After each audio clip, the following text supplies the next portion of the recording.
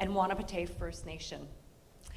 I have had the honor of working and living for many years with Indigenous peoples across the Robinson-Huron Treaty Territory and the Ontario Métis Nation. I have to say that in the last year, specifically with a project that I'm working on in Northwestern Ontario, I have really deeply learned the power of the braiding of Western and Indigenous knowledges together. As an entomologist, I've really recognized the importance and the rigorous scientific knowledge of Indigenous people and how that knowledge really helps us to inform the natural systems, including human health systems. So I have learned a lot in the last year. For our audiences watching live online today, because for those of you who don't know, we are broadcasting across really the world, but for our audiences across Turtle Island, we welcome you and we recognize and honor the Indigenous lands that you are on. Now, before we get started, I'd like to take a moment to welcome some special guests in our audience. We have members of Science North Board of Trustees and our Science Program Advisory Committee, who are wonderful advisors that help us to create these special experiences. We also have leaders from Laurentian University, and especially from the Valley Living with Lakes Center, which is the home of our science communication program, and specifically Acting Director Dr. Jackie Litkus and the Founding Director Dr. John Gunn. Especially welcoming the friends, the family, the colleagues, and the supporters of our presenters this evening and our students. You all know what the last few months have been like in terms of getting ready for this evening, and we really thank you for being here with them. We appreciate that. With many thanks to Eastlink, and I'd like to specifically call them out, we are able to broadcast across Canada. This is the second time that we've done that. And last year, we had great success with people from far beyond Northern Ontario experience Northern Medtalks. So thank you to Eastlink for making that happen. And I'd also like to recognize and call out Christina Forsyth and Beth Evern, who are our sign language interpreters for this evening's presentation. So thank you again to both of you. I know it's a tough job, so they'll be alternating between all of our presentations today. Now, tonight's event, as I think most of you know, is inspired by the world-renowned TED Talks. So back in 2019, we created our own version called Northern Medtalks. And Northern Medtalks is a really powerful combination of our science communication students. These are scientists. They are postgraduate students at Laurentian University in our science communication program that is co-directed by Science North and Laurentian. But most importantly, tonight cannot happen without these incredible medical professionals that you're going to hear about. They've been working hand in hand for the last 4 months to assemble these great 10-minute presentations that you're going to see, and they've worked really hard. So let's give them, first of all, a big round of applause, because they've put it all out there.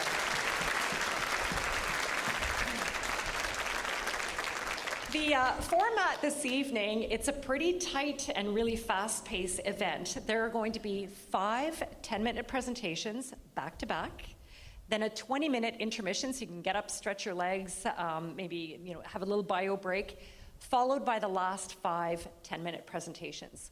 We won't be doing questions and answers in between. That way we keep the flow going, but I am happy to share with you that we are inviting you after the event to join us back in the front lobby of Science North. We'll have refreshments, food, drinks, and it's an opportunity for you to continue your conversations with each other and with the presenters and the students to continue to learn more about the themes of this evening. We've also invited community partners and our Bluecoats. We have activities that are set up so that you can learn even more about the things that we can do to stay healthy, but most importantly, to keep our Northern Ontario communities healthy. The last thing is, I think that you're going to be really inspired this evening. The last 2 Northern Med Talks that we had, people had tears in their eyes in the audience, people had goosebumps, and they came away with really powerful stories. And really, that's the work that Science North does. Our mission, our job, is to inspire people of all ages to really be passionate about science in their everyday lives. And an event like tonight, because there are some young people in the audience that I've seen, we have a really diverse audience here. We hope that you will be inspired and become the next generation of scientists and innovators and leaders that will continue the incredible work that you'll learn about this evening. The last thing that I wanted to share with you is that this evening's event is being supported by the newly formed Science for All Fund. This is a new fund for Science North that was launched a couple of months ago, and it provides the financial resources for events like this to be offered at no cost, but also for individuals, communities, schools, and groups across Northern Ontario to be able to tap into this fund to access Science North experiences and our facilities in a way that is equitable and accessible. So if you'd like to, please feel free to support Science for All. There's a QR code on the back there, or you can go to our website and help us to keep offering these great experiences for our audiences. So, without further ado, I am going to hand things over to our incredible team of presenters and students, and I'm going to give one more shout out to our students. Pay attention to the slides and how beautiful they are on this screen. One of the really critical science communication tools when you do something like this is about the visuals that you use. And so hats off and kudos to the students and the presenters for these beautiful presentations. So, over to you, and we will see each other at intermission. Thank you. Merci, miigwech.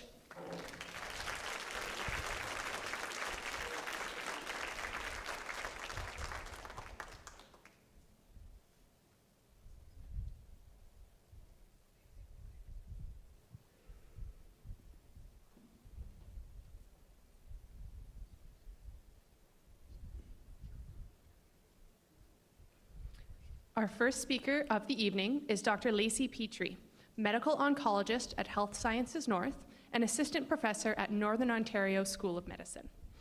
Dr. Petrie will talk about speaking to understand in the context of immunotherapy conversations with your doctor, and how having healthy communication with your physician has a profound effect on biological and functional health outcomes.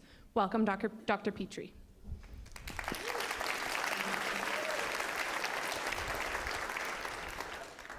So, contrary to popular belief, you actually don't need a medical degree or even a master's in health science communication to have a deep understanding of your own cancer or the cancer of your loved ones.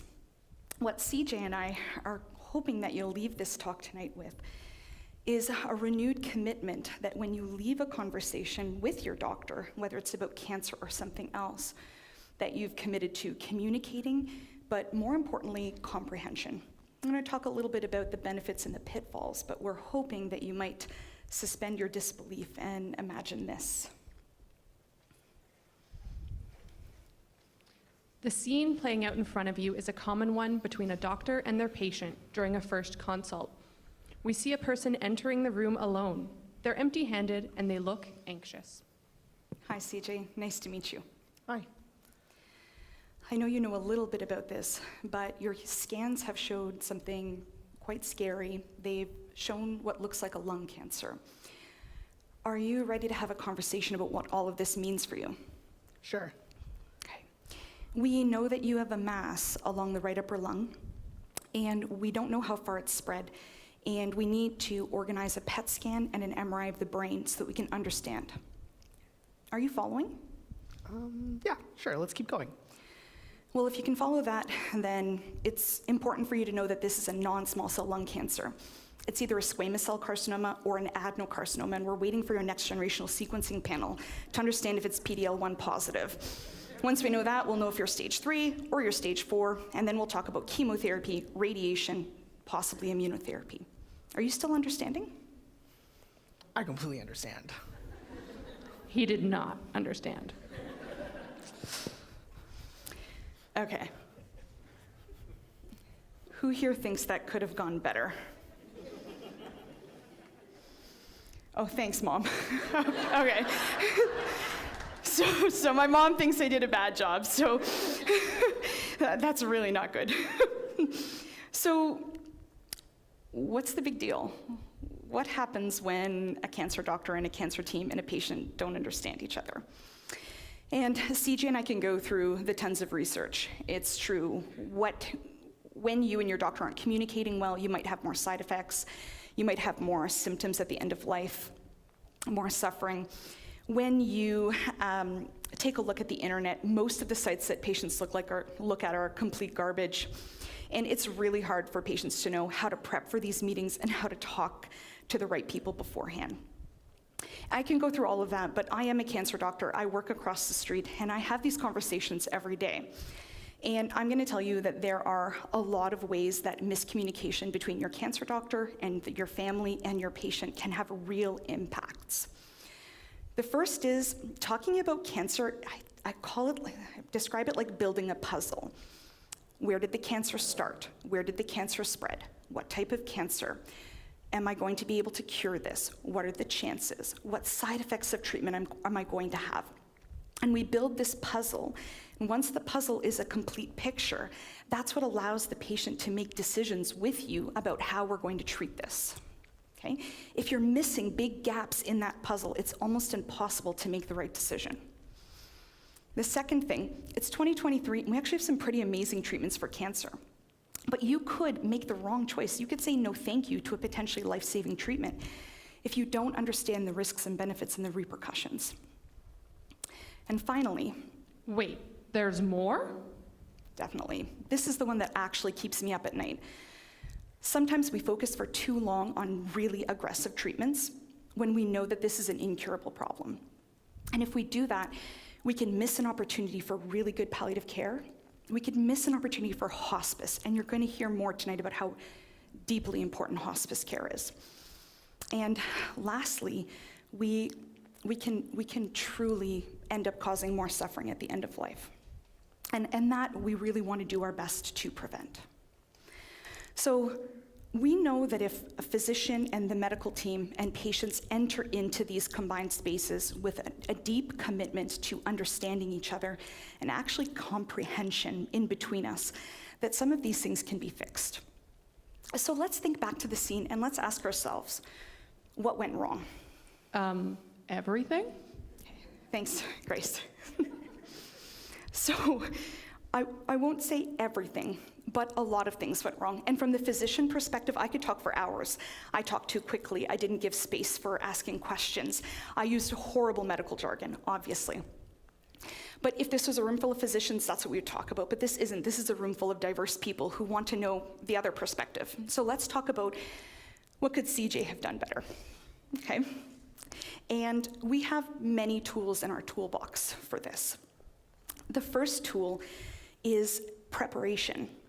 Patients don't know where to go to get resources to prepare for their cancer visit. They just don't. There are some amazing websites, but two that you should know about. The first is Canadian Cancer Society.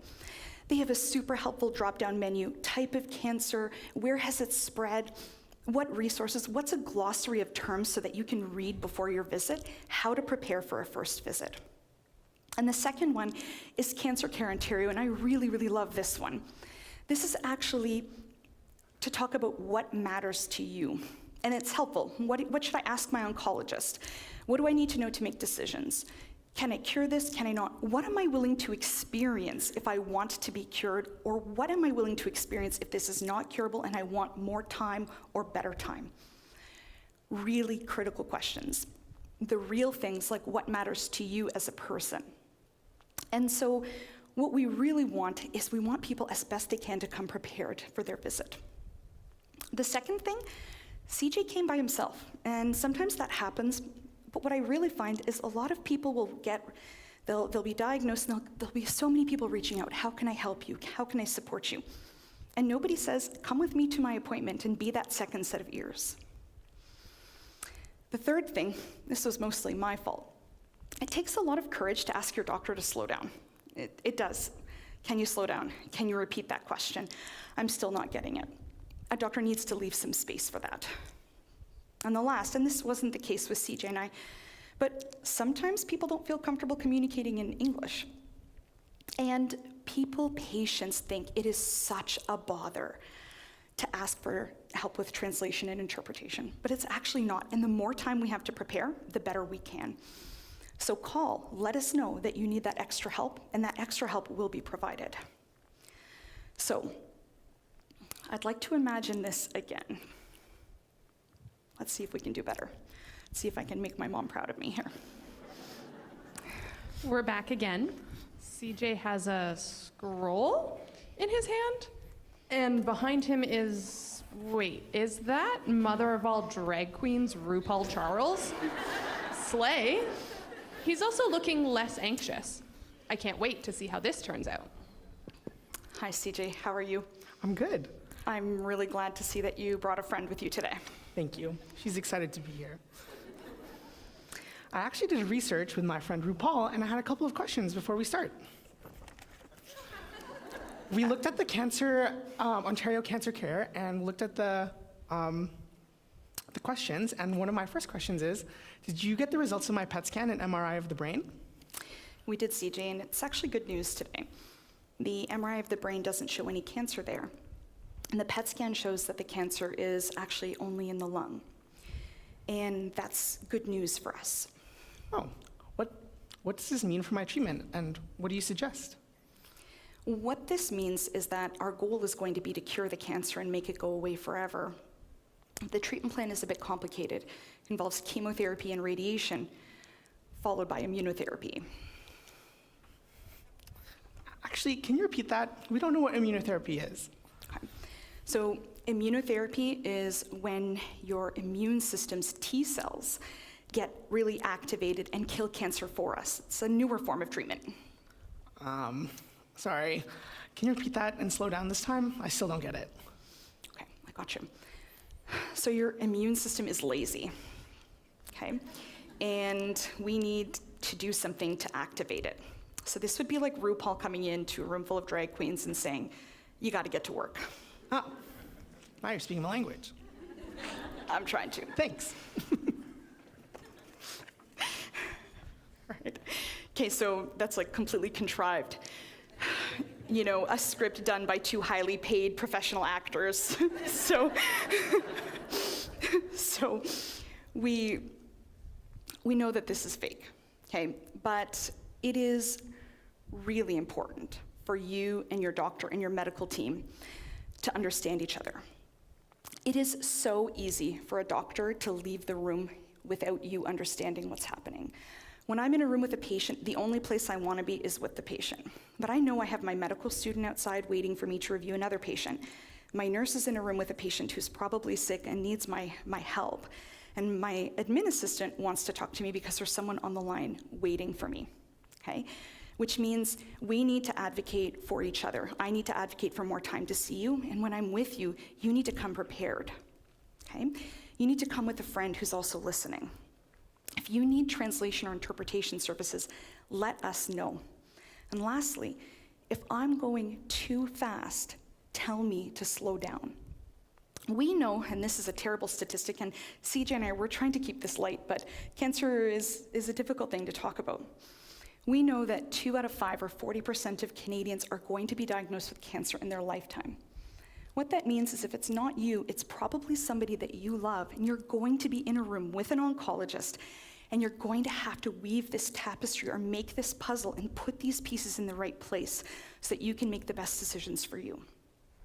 And what we really want to do is get to work and put the work in together so that we can really pass beyond communication and really get deep into comprehension.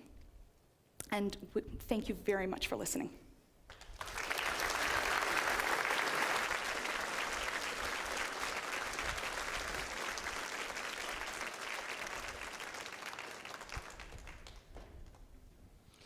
We now welcome Dr. Roxana Riggi, an obstetrician gynecologist at Health Sciences North and Northern Ontario Women's Wellness Clinic. Dr. Riggi will help us to become familiar with menopause, what it is, misconceptions about risk, and what to do if you know someone experiencing it. Bienvenue, Dr. Riggi.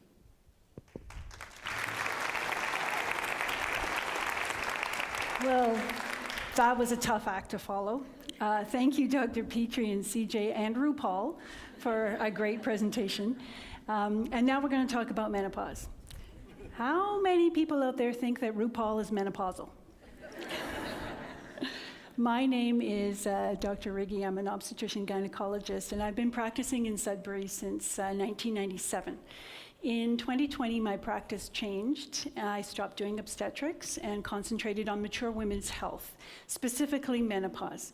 I've been asked to do this talk tonight because our knowledge about and our approach to menopause has changed over the years, but there's still not a lot of expert help and support for people going through menopause. The message is conflicting. Even healthcare professionals can get confused, so how are their patients supposed to navigate this? As well, women, when they go through menopause, they tend to not talk about what they're going through, even to their family and friends, let alone their healthcare providers. So I hope at the end of this talk that you're going to feel a little bit more comfortable to get the conversation started. So we're going to start with some basic biology. And I'll keep this short, I promise. I'm sure most of you recognize this image as the female reproductive system. The menstrual cycle is controlled by hormones produced by the ovaries, namely estrogen, progesterone, and testosterone. Now, these hormones are important for reproduction, but they're also important for health and well-being. As a person ages, the production of these hormones starts to decline.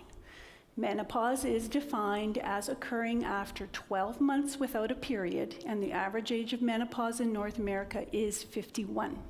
But the symptoms of menopause will start before this because they're caused by the declining hormone levels. One of the most common symptoms of menopause is the hot flash. But there are actually over 30 different symptoms that a person can experience when they go through menopause.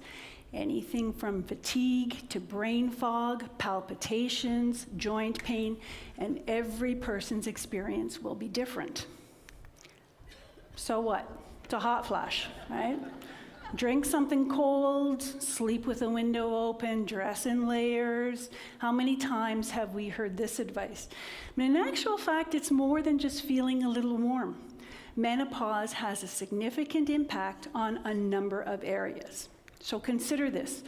We now have the largest cohort of women going through menopause. There are 2.2 million women in Canada aged 45 to 55, and their life expectancy is 82. Hot flashes can last for 7 years, and a third of women will experience hot flashes for more than 10 years. 60 to 80% of women will be symptomatic, affecting quality of life. Imagine getting woken up every single night for the next 7 years, and you can't get back to sleep, and you have to function the next day. How can you concentrate? How can you focus? Hot flashes also increase the risk of future health problems, including metabolic syndrome, insulin resistance, fatty liver, osteoporosis, and the earlier and more frequent your hot flashes, the higher your risk. And finally, there's an economic impact as well. It's estimated that productivity losses due to menopause-related issues will amount to $150 billion per year globally. So what can we do about it? Well, in the Victorian era, physicians felt that there was a link between the uterus and the brain, making all women susceptible to insanity. Some menopausal women were thought to suffer from a condition known as menopausal or climacteric insanity, and they were just locked away in an insane asylum. Other Victorian era treatments included leeching, ice baths, and sedatives. Fortunately, our knowledge has changed, and so have our management options. We now have both hormonal and non-hormonal options available to us, and the rest of this talk is going to deal with hormonal options. So modern hormonal options fall under the umbrella of menopause hormone therapy. And the most effective hormone that we have is estrogen therapy. Estrogen therapy helps to treat vasomotor symptoms like hot flashes and night sweats. It treats dryness and bladder symptoms, and it helps to improve sleep. But the benefit of hormone therapy extends beyond hot flashes.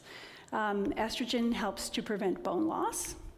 It decreases the risk of certain cancers, such as colon cancer, And there is evidence that it may decrease the incidence of type 2 diabetes, and if given early enough in menopause, can protect the heart.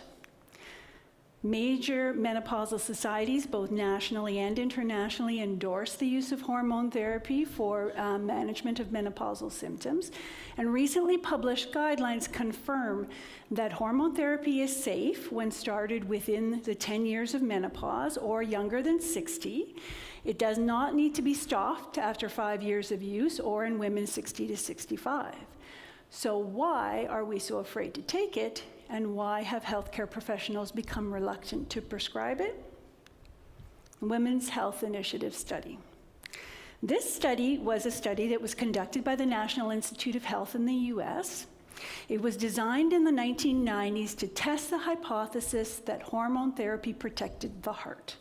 So the study population was older women. 70% were 60 to 70 years of age, and the average age was 63, which is older than we usually prescribe hormone therapy to. What the study found was that in women who were taking estrogen plus progesterone, there was an increased risk of 4 things: heart disease, stroke, breast cancer, and blood clots. A quote from Scientific America states that it's the fear of breast cancer that continues to fuel the debate about hormone therapy. So I'm going to concentrate on the breast cancer risk. And now we're going to do a little bit about statistics, so again, bear with me. What the Women's Health Initiative study showed was a 24% increase in the risk of breast cancer in users of hormone therapy compared to placebo. 24% is a terrifying number.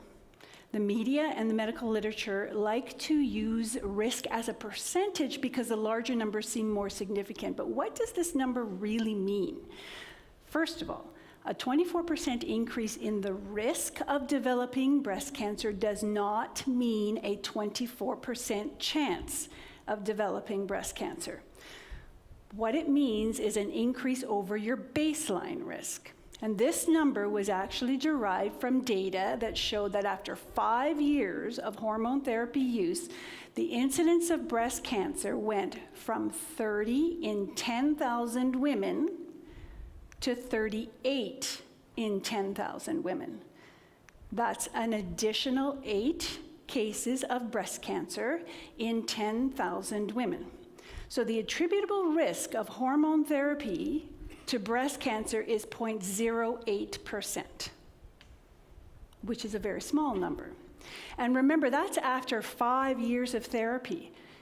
Prior to 5 years, the risk was found to be negligible. So now let's put these numbers into perspective. The relative risk of developing breast cancer after 5 years of hormone therapy use is the same as if you had waited to have your first child until you were over 30 years of age. It's less than having 2 glasses of wine a day, and it's less than weight gain and lack of regular exercise after menopause. So what can you do? Hormone therapy is not necessarily the right choice for everyone, but it's an effective choice and it can be a safe choice. So educate yourself. There's a lot of new research out there. Learn as much as you can. Be your own advocate. Don't suffer in silence. And don't be afraid to get the conversation started with your healthcare provider about your choices, both hormonal and non-hormonal. Thank you.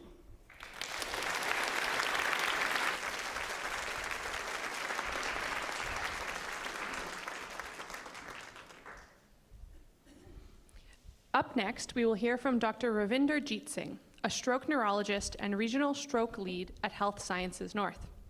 Dr. Singh will walk us through stroke assessment, treatment, and rehabilitation to emphasize the importance of acting fast to give an individual the best chance of survival and recovery after a stroke. Ani, Dr. Singh. Thank you.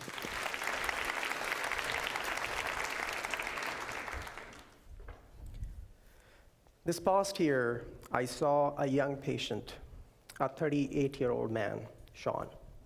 His story began when he started having some discomfort in his neck while he was working out. He thought it was just a sore neck and went to a chiropractor to get his neck adjusted before things started to go downhill. One afternoon, he became profoundly weak. He could not move his right arm or the right leg. His speech was hard to understand. His wife, Rebecca, immediately recognized that he was having a stroke. She called 911. He was rushed to the hospital. When he arrived in the hospital, his scan showed a large clot affecting one of the major arteries in the back part of the brain. I was on call. When I saw Sean in the emergency department, I met his wife, Rebecca, who was pregnant with their first child, unsure if he was going to survive, and if he did, will he make full recovery? Stroke is not uncommon. Every 5 minutes, someone in Canada suffers a stroke, and many more suffers minor symptoms without even seeking medical care. Stroke is #1 cause of disability in adults in Canada, and one of the most common causes of death in Canada. So what is a stroke? Stroke is not a heart attack. I still see patients in my practice who say that they had a heart attack or they had a stroke without knowing what stroke or heart attack is. Heart attack is a condition which affects the heart muscles because of the blocked artery. Stroke is a condition which affects the brain, where part of the brain stops functioning, either because of the lack of blood flow or because of the rupture of another brain artery. When the stroke is because of the lack of blood flow, it is called ischemic stroke. As you can see picture on the left, where one of the clot is blocking the artery. This clot usually comes from either the heart or one of the artery in the neck. When the stroke happens because of bleeding inside the brain, it is called hemorrhagic stroke, or a bleeding type of a stroke. This can occur if someone has high blood pressure or someone is on blood thinner. In Canada, most strokes are of ischemic type. 8 to 9 out of 10 strokes are because the brain clots. So what happens if the clot goes to the brain? When the clot blocks the brain artery, the brain cells do not get oxygen and glucose and stops working and begin to die. The longer the clot stays in the brain artery, the more damage it causes. And actually, there has been some estimates that every minute a clot stays in the brain artery, you lose about 1.5 million brain cells, which is similar to aging by about 3 weeks. And if the clot is not treated, a major stroke can cause damage to about as many brain cells as you would lose during 36 years of normal aging. So that means you get older by about 30, or your brain gets older by 36 years after one major stroke. And this is why we use the term time is brain, emphasizing that every second counts, emphasizing that stroke is a medical emergency. Today, I'm going to walk you through the journey of the patient with stroke so you feel prepared to act fast to save the life of someone having a stroke. The first step to treat the stroke is to recognize one. Most strokes occur in the community. About 95% of the strokes happens in the community. So you are the first one to respond. And recognizing stroke can be easy if you are fast to think and act. And it actually is easy to remember fast. So let me walk you through what FAST stands for. The F stands for face. Is the part of the face or entire face is droopy? A stands for arm. If you raise both arms, is the person dropping one arm quickly than the other, or not able to move at all the one arm? S stands for speech. Is the speech slurred or jumbled? And if any of this is positive, it's time to call 911, which is very important because the paramedics know exactly which hospital to take to, because not every hospital treats stroke. Once you identify the stroke symptoms and call 911, there are many steps in the patient pathway to recovery, starting with the emergency department, undergoing a CAT scan, receiving the treatment, undergoing monitoring either in the intensive care unit and then the stroke unit. Okay, let's break it down. When a patient arrives in the emergency department, one of the stroke physicians or stroke team member comes in to assess the patient. And many times it's one of either myself or one of my colleagues. Basically, what we try to do is assess when the stroke started, how bad the stroke is, what the patient is receiving as medication. And then the patient is immediately taken to the CAT scanner to see what kind of stroke they are having. Is there any blood in the brain, or is there any clot? And oftentimes we inject dye into intravenously to see the clot. As you can see picture on the right, part of that artery is not filling with the dye because it's blocked with the clot. So once we identify that there is a clot, there are two major options how we treat stroke.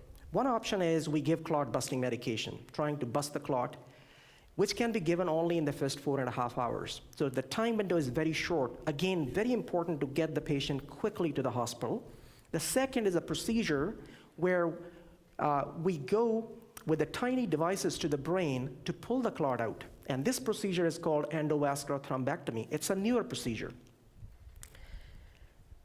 So what happens during EVT?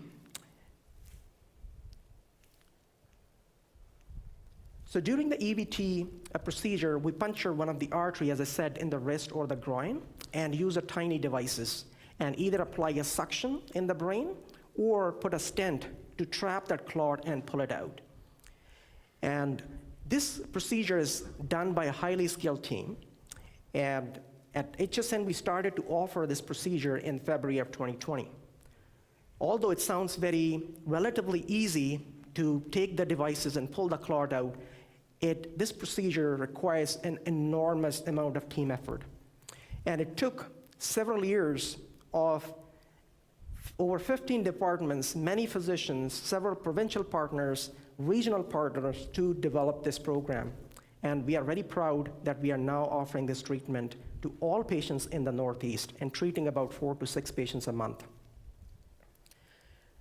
Now that we know how the treatment works, what happens after the treatment is completed? Usually the patients spend some time in the intensive care unit where they are closely monitored about any complications after the procedure. They are cared by an exceptional team of nurses and physicians on the stroke unit. And some patients may not recover fully and require help, and then they go down to the rehabilitation unit, which is 2 floor lower than our stroke floor, so it's down for me.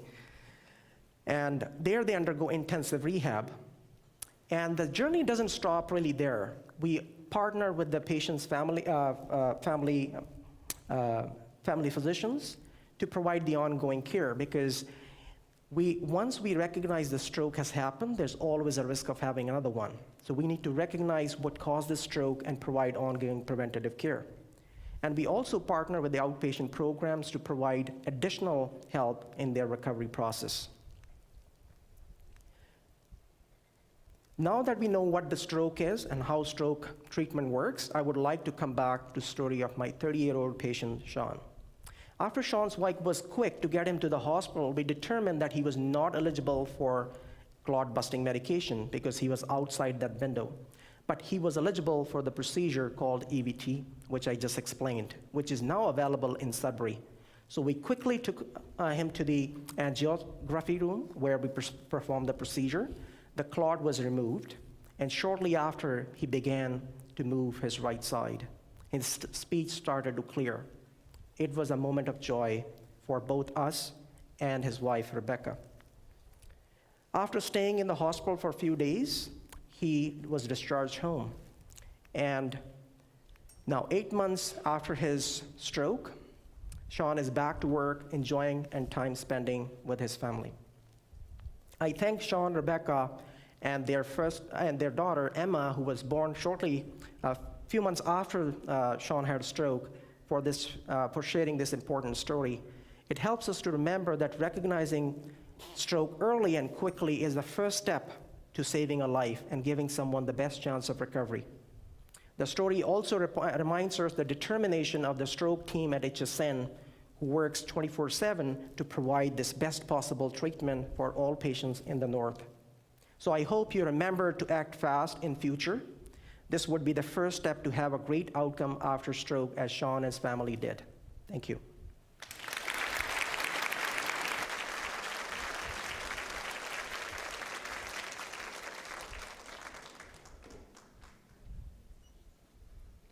We will now take a 2-minute broadcast break.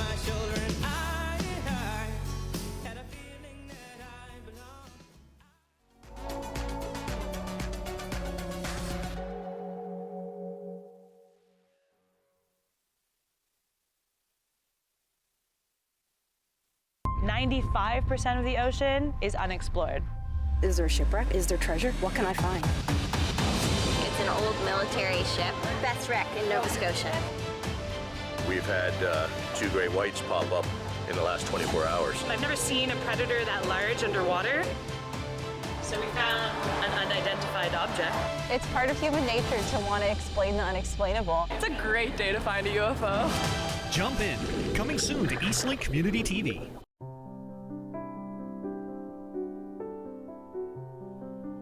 I started experiencing loss of my vision. People look at me and they don't even know I have a vision loss. You know, I don't even think of myself as having a vision impairment. CNIB is a lifeline. My name is Carol. I am legally blind. Every day is so wonderful, and suddenly it's hard to breathe. Would it be okay if I sat here? Is she serious? Whatever. New girl. Sing away. Yes, words can't bring me down. Reaching out. Pass it on. So don't you bring me A message from the Foundation for a Better Life. Feel the waves, they come and go. Push and pull of highs and lows. Just open your arms and soul. Let the winds take control. 'Cause you know you'll be safe with me.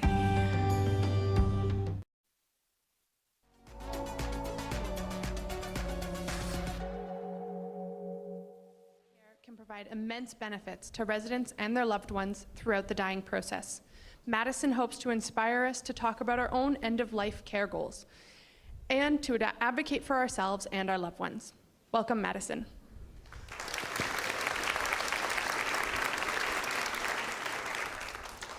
While I was in my second year of nursing school, I found a hobby that I enjoyed very much. I used to bake at home and bring lots of different items into class. My mom actually suggested that I start to volunteer at the hospice. I started volunteering at McCullough Hospice in 2015, preparing lunches for residents, baking, and always ensuring there was lots of snacks. During my time volunteering, I was able to participate in a McCullough Hospice tradition to honor the death of a resident. I felt it was a great experience and decided to apply to a summer student position as a personal support worker and began working there in 2017. I still remember my first shift. I sat and I held the hand of a resident who was imminent until their family had arrived. This was a very special moment for me and a very rewarding one. I knew that continuing to work in palliative care, caring for the dying, was a career path that I wanted to pursue. I began working as a registered nurse in 2020 on a casual basis, which allowed me to obtain my current position as interim clinical manager of residential services. I will be sharing information which will touch base on palliative care, advanced care planning, as well as my experience at McCullough Hospice. I've had multiple conversations with our manager of grief and bereavement services, and we often discuss the importance of using the words such as death, dying, and dead. These words will be used throughout my talk as they are in my everyday life. This is used to minimize the trauma during the healing process. When we use terms such as passed away, they're gone or no longer with us, it allows us to think that our loved ones might be returning to us. When we use the terms they have died, it is a clear term, and it allows us to understand that our loved one is not returning to us. We try to use the terms death, dying, and dead in our everyday life as it is a part of our palliative care culture. It is ironic that these terms are not inculturated, as it is a concept that will one day be a part of all of our lives. Death, dying, and dead are terms that belong in our vocabularies. Hospice care is for people who have exhausted all options for curative treatment to a life-limiting illness or who choose to forego treatment to life-limiting illness. So an example, someone who chooses to not pursue offered chemotherapy to cure their cancer. However, hospice is a place where people thrive while they die. Although treatment to life-limiting illness is not the focus of palliative care, there are symptoms related to end of life that we do treat and manage. This includes pain management, so we ensure all of our residents are not experiencing pain during end of life. Other symptoms that are common as end-of-life approaches can include congestion, urinary retention, agitation, as well as delirium. And finally, maintaining dignity. Talking to the person as they are a person, not someone who is dying. When we're providing care to this person, making sure they are aware of what we're doing, even if they are unresponsive. And during periods of transition, for example, if someone's no longer able to get up and transfer to use the restroom, we'll ask for privacy while we provide care to this person. Often when someone has fallen unwell at home, their family or friends become their caregivers. Once admitted to the hospice, if this falls within their goals of care, our nurses, PSWs, and physicians take on the caregiver role and allow families and friends to become their friends and the family and to reinitiate that role for their loved one.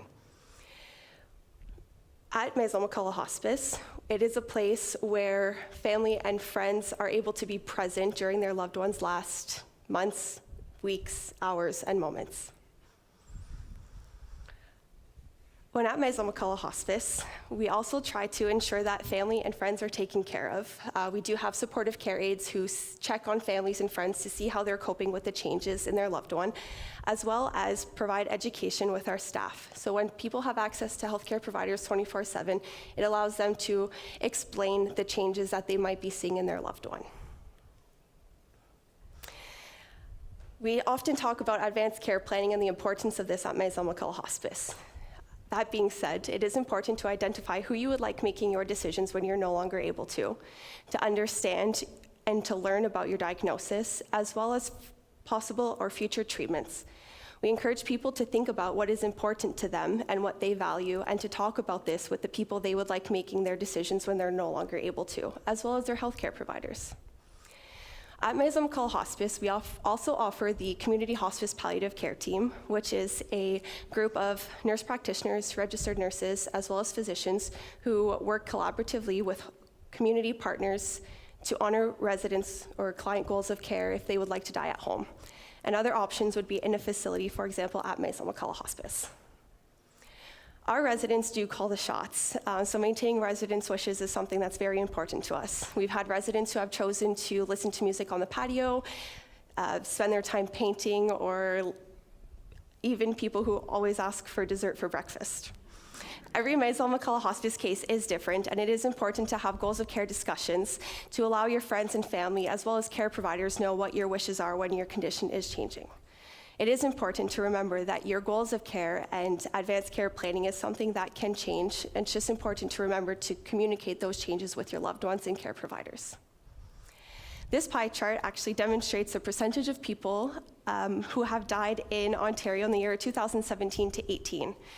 It does show that 52.2% of deaths had occurred in a hospital setting. Hospice care falls under the 29.9% of people, which is in community.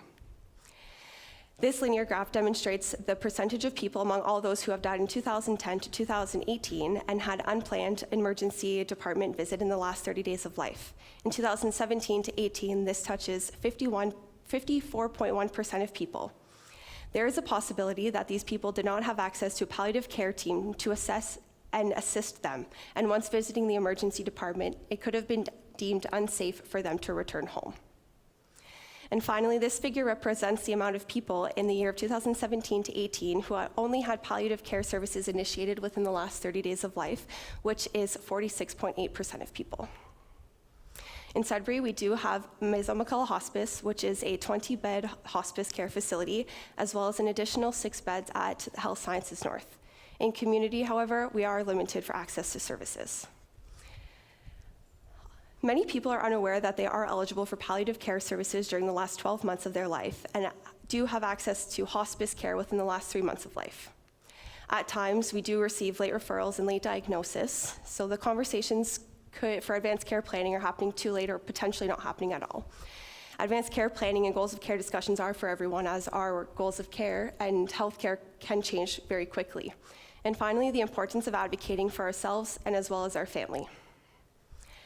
I've been able to share some of the clinical aspects of palliative care. However, I also recently had a very personal experience with a loved one at Maison McCullough Hospice. In February of this year, my family had noticed a change in my nanny's condition. After visiting with her, I spoke to my mom, who was her power of attorney as well as her substitute decision maker, and suggested that my mom ask the long-term care facility she was in for referral to hospice. My mom did have to ask for this to be completed after consulting and speaking with all of her siblings to ensure that everyone was on the same page. The communication between all of my aunts and uncles was greatly important to my mom. My mom had to ask the nursing home on 2 occasions for this to be completed, as she was told hospice does not accept residents from long-term care. We understood that the long-term care home was now my nanny's home, and she had developed relationships with her care workers at the long-term care facility. And we did understand that transitioning clients from long-term care to hospice is not always in their best interest. However, in my nanny's case, we decided that hospice was not only important for her, however, important to us as well as a family. My experience at Medtalks Hospice was like no other. The small things that the nurses do go a very long way with families, and in an unfortunate circumstance, I was fortunate enough to experience the love and care that the nurses provide to residents and staff on a daily basis. For example, I was reminded on multiple occasions that I was there to be a loved one and not a care provider for my nanny. Or when I fell asleep at her bedside, there was a warm blanket that was placed on me through the night. There's so much love and care at Medtalks Hospice, and it was truly felt during my experience there. From this experience, I have seen the importance of having goals of care discussions and advanced care planning discussions as well. Communicating with the person you would like making your decisions when you're no longer able to. A resource for this is Advanced Care Planning Ontario app or online, which can assist with the planning and provide resources for people who are interested in starting goals of care discussions. Because if not now, when? Thank you.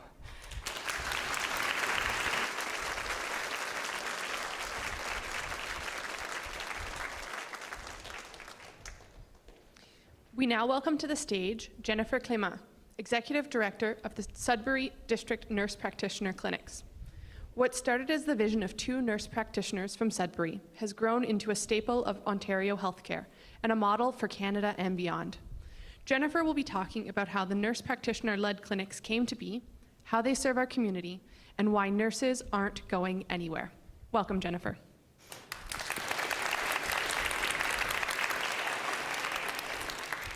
Good evening. Can you imagine this? It's 2005, and you're a nurse practitioner, and you're working in a small clinic where you rely on your collaborative physician. However, there's no money in the budget for said physician, so you have to resort to hosting bingos to raise those funds. After a period of time doing this, you feel sick to your stomach because you know the people that are coming don't have a lot of money themselves.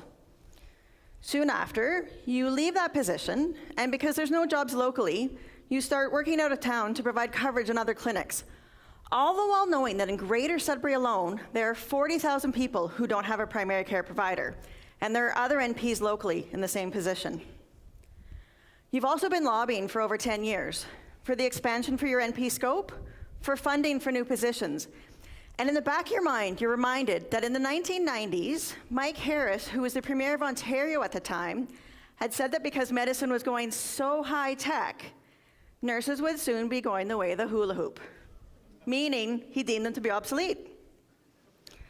You're frustrated and you're getting nowhere. What you're imagining was the reality of Marilyn Butcher and Roberta Heald, nurse practitioners. I'd like to take you on a journey where I'll share with you how the first NP-led clinic came to be, how the scope of the NP has evolved over the years, and how our clinics have become an important part of primary care within our communities. I can't see it. The screen's gone.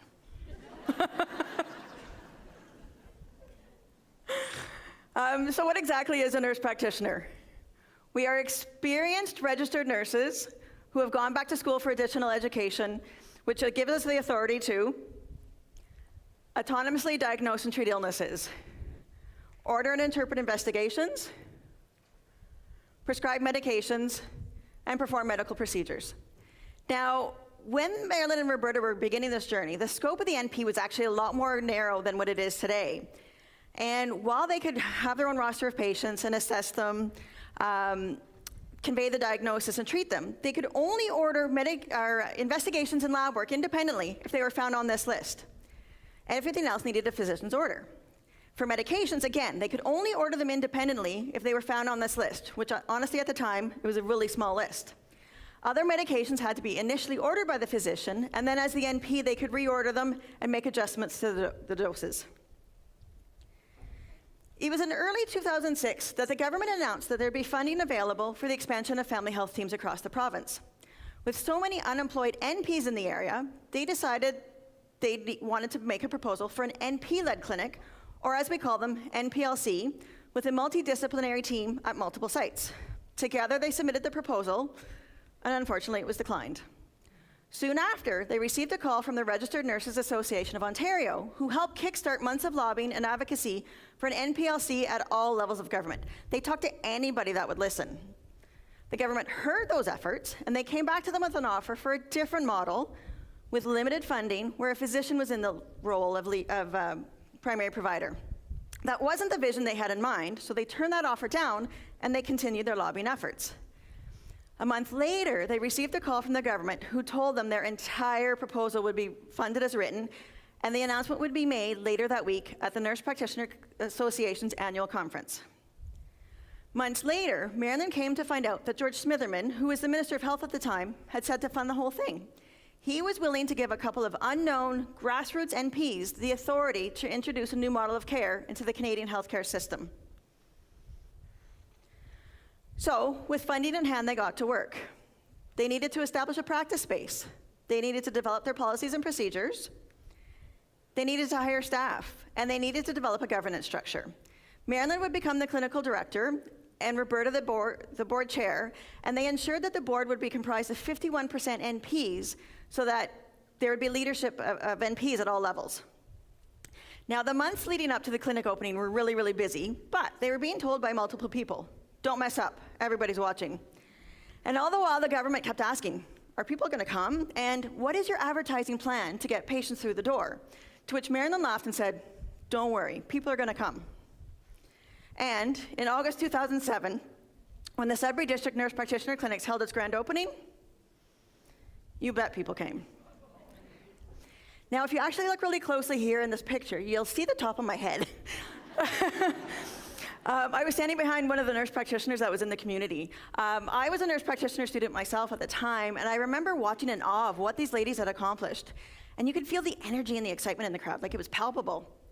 And I remember wondering, what would this mean for NPs across Sudbury? Selfishly, would I have a job there?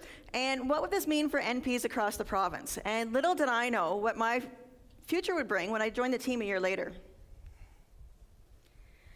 Now, a few days later, when the clinic would actually open to patients, Marilyn went to the office early to prepare for the day. When she pulled into the parking lot at 7 o'clock that morning, there was already a lineup of people waiting. And in her words, she described it as looking out into a sea of white hair. There were people in wheelchairs, there were people in walkers, and these were the people that didn't have access to a primary care provider. And these were the people asking, did I pass after they finished their intake appointment, which the team found heartbreaking because of course they'd be patients. Now, opening the clinic was actually just one of the first steps. There was a lot of interest from people across the province and across Canada. And while there was a lot of attention, the attention wasn't always positive because the clinic was challenging the healthcare system status quo. In addition to the negative attention, there was a lot of outside influences that were trying to change the structure of the clinic, and one group even went so far as to send letters to the city councillors and the mayor, encouraging them not to support any of Marilyn's initiatives. Thankfully, the city's always been on our corner and supportive. Now, believe me when I say you learn a ton in nursing school and you learn even more in the NP program. But they don't teach you how to manage PR, and they don't teach you how to manage media. Marilyn was doing all of this while trying to see patients and trying to be a leader. So to suffice to say, she was actually quite busy. The clinic hadn't been open for very long before Dalton McGuinty, who was the Premier of Ontario at the time, came to Sudbury to tour the clinic in April of 2008. And it was then he said, the future of healthcare is here in Sudbury. And it was later that day that the government made the announcement that there would be funding available for the expansion of nurse practitioner clinics across the province.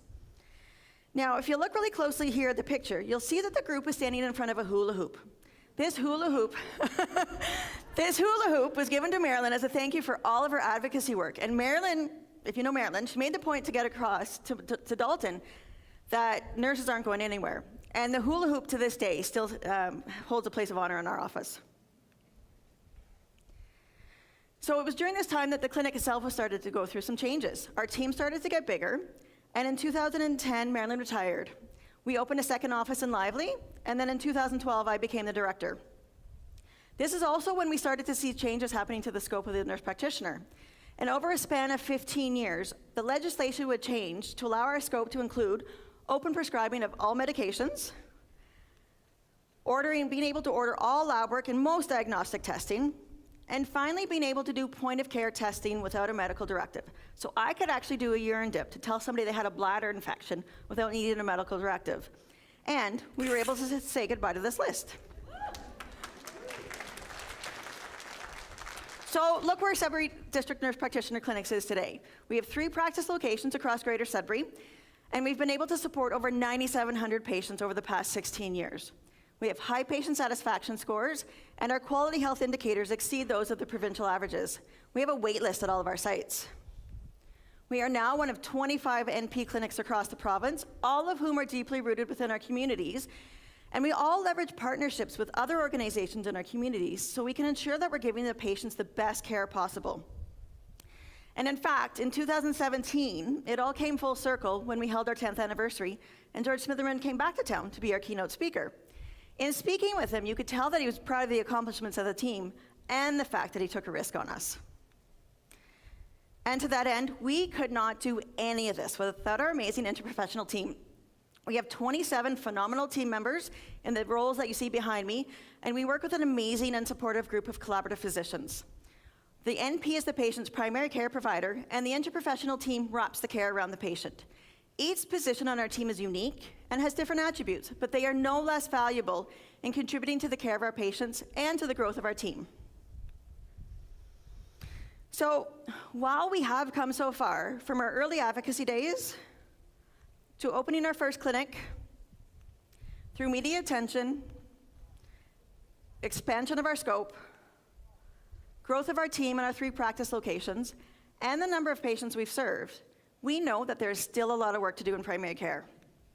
We know that there are millions of Ontarians that don't have a primary care provider, and this number is expected to double to 4 million in the next 2 years.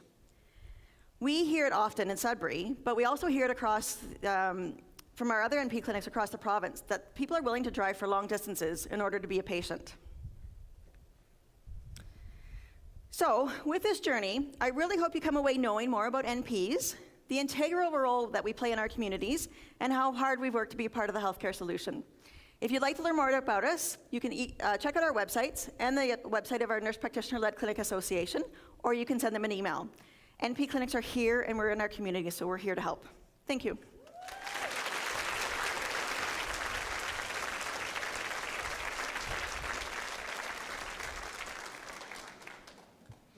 We'll now take a 20-minute intermission, stretch your legs, and while you're chatting about the talks you've experienced, we would be so appreciative if you could take a few moments to scan the QR code that will be on screen and fill in our evaluation for tonight's event.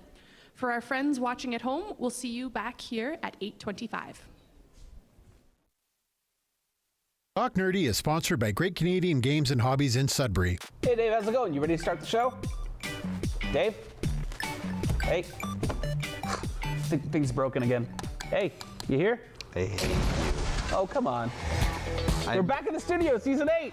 Miss the good old days. Talk Nerdy is back with season 8 in studio Wednesdays at 9 p.m. Eastlink 10 and 610. Available only to Eastlink video customers. My running legs help me run, jump, and play football and basketball. Thanks to your support, the ones can help me get the legs that I have today. When I play basketball, I just feel like so happy. I just keep on going and I won't stop till I achieve what I want to achieve. My name is Fermi and I am a War Axe champ. I started wearing it when my mother was diagnosed. At first, I felt very alone, but then I started noticing others. Now, I see them everywhere, and they understand. We're in this together. We're fighting cancer together. I wear it for my mother. And now she knows she's not alone. Every 3 minutes, cancer picks a fight with another Canadian. Wear a daffodil and let them know they're not alone. Join the fight. Buy a pin. Visit cancer.ca.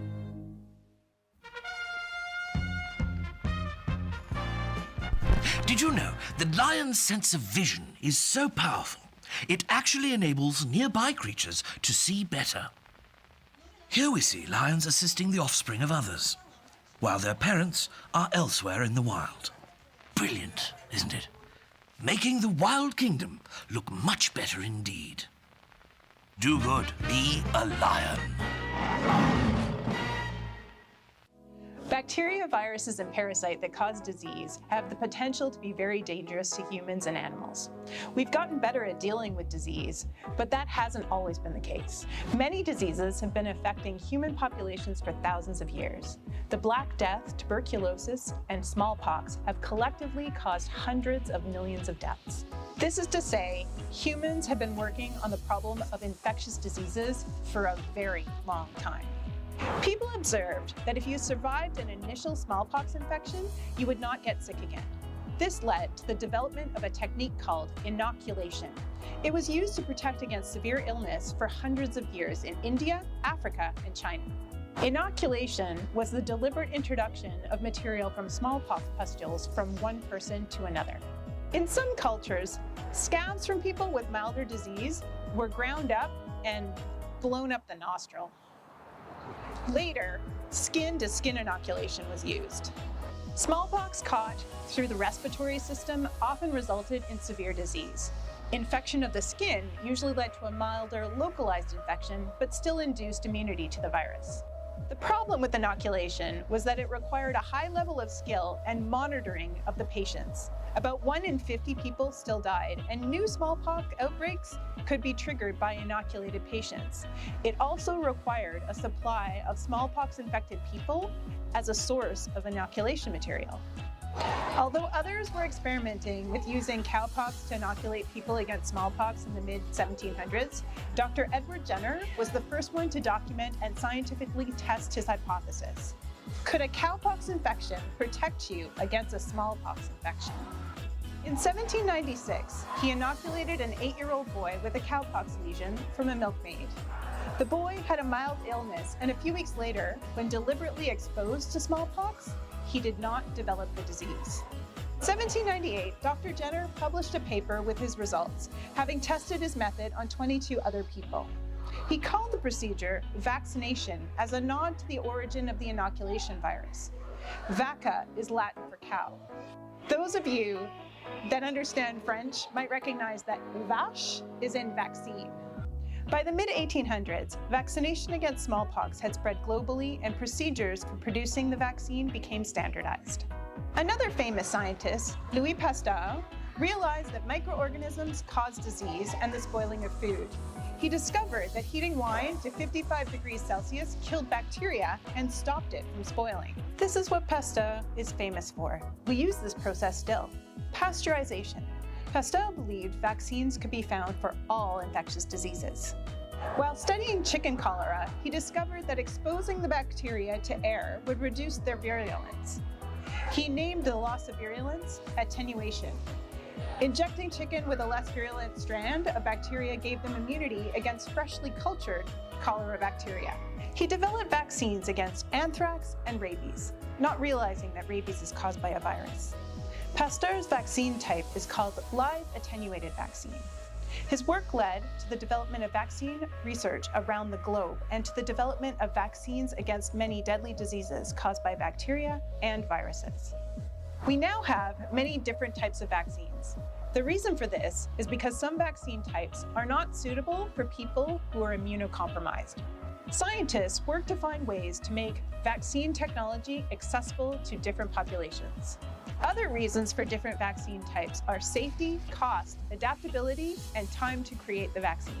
Each type has its advantages and disadvantages, but in every case, vaccine risks are weighed against the risks associated with disease.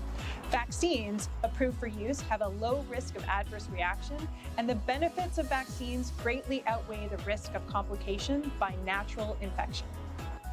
Thanks to vaccines, we are better able to combat diseases. Vaccines are highly effective interventions for preventing infectious diseases and have great public health importance. They provide both individual protection and community immunity. The reduction of disease burden on the population because of childhood vaccination programs has been phenomenal. Between 2000 and 2017, vaccines reduced global death by measles by 80%. The public health measures that have a positive impact on global health: number 1, safe water, and number 2, vaccines. This is more impactful than antibiotics. I cannot emphasize this enough. This is a cool technology. Vaccines are safe, effective, and save lives. Thanks for watching, and don't forget to follow Science North on our socials.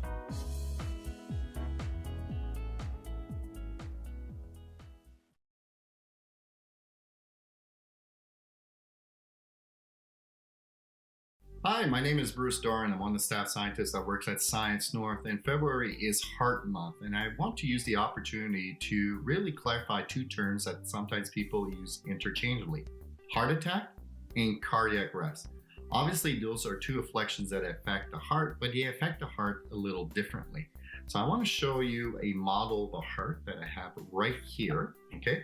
A heart is really just a big muscle whose primary function is to pump blood throughout the human body. One thing I want you to notice is you will notice these things. These are called coronary arteries, okay? So they bring blood to the various heart muscle, fresh blood and oxygen, because the heart muscles need that in order to live and in order to function. Now, in case of a heart attack, for some reason, there is a little blockage that occurs in one of these coronary arteries. And if a blockage occurs, then there is no fresh blood or very little fresh blood and oxygen that reaches at the end of that. And those heart muscles will receive no oxygen and fresh blood. And essentially what happens, if that lasts a long time, those heart muscles could potentially die. Now, during a heart attack, even though you got that blockage, the heart is still pumping, but it is not pumping as efficiently. The person that has a heart attack will usually feel a pain, a chest pain, but they're still conscious, okay? And the heart is still pumping blood, but not as efficiently.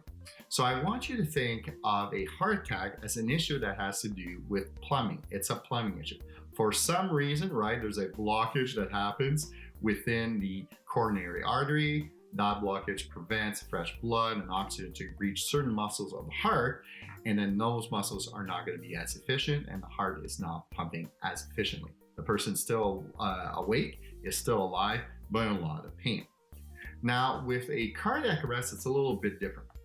In a cardiac arrest, what happens, okay? Well, normally in your heart, you have special cells, okay, in your heart that are like a natural pacemaker, okay? They will send electrical signals to different parts of the muscles to cause certain muscles of your cells to contract first and then second, okay? They determine the natural rhythm, the pumping rhythm of the muscles of your heart. And during cardiac arrest, for some reason, those electrical signals are not being fired properly. Either they stop, so the heart muscle doesn't even move, or sometimes they'll just fire randomly or erratically, and you'll actually see the heart muscle quiver. It's called fibrillation, okay? When that happens, there's no more blood being pumped by the heart to the rest of your body, especially the brain and organs, and essentially the person is dead. You'll see them fall over and they keel over. So I want you to think that a cardiac arrest, is really an electrical issue. It's something that has to do with electricity, the electrical signals. They're not being relayed the way they're supposed to. So how do you deal with issues with circumstances of a person, let's say, that has a heart attack and cardiac arrest will be a little bit different. So somebody that has a heart attack, they are still, like I said, conscious. They will usually say there's a chest pain. And when that happens, you ask the individual to sit down and you call 911 and you call for help right away. So the individual is still alive, is still responding to you, but in a lot of pain. Whereas with a cardiac arrest, the individual will be on the floor, right? They are essentially dead. So if you find somebody on the floor, try to wake them up, they're not breathing, they probably have a cardiac arrest. So what you need to do, again, you call 911, but then it is important to do chest compressions. And by doing those chest compressions, really what you do is you're pumping blood, you're helping to pump blood to the brain and the rest of the body, and you're extending their chances of survival. Obviously, that individual is unconscious, isn't responding to you, and that's why those chest compressions are really, really important to increase their chances of survival. All right, so hopefully that clarifies between these two terms. So keep in mind that a heart attack is a plumbing issue, whereas a cardiac arrest is an electrical issue. So hopefully you learn a few things about heart attacks and cardiac arrest, and you know the difference between the two. Yidro Coast Plumbing is the proud sponsor of Olga's Greek Kitchen. Join Olga Hanara for another season of your favorite Greek recipes on Olga's Greek Kitchen, including spanakopita, moussaka, Greek lamb, and many more. Watch Olga's Greek Kitchen, Tuesdays at noon on Eastlink Community TV, Channel 610.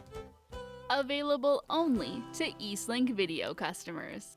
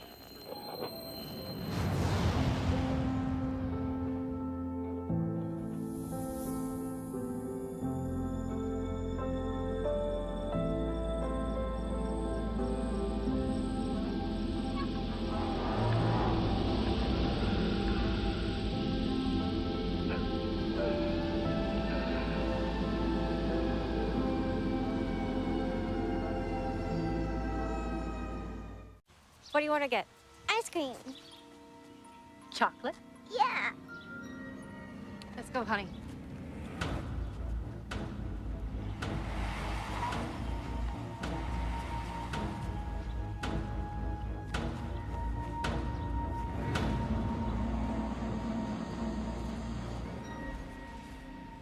Together, we can find a child by signing up for free wireless Amber Alerts on your cell phone.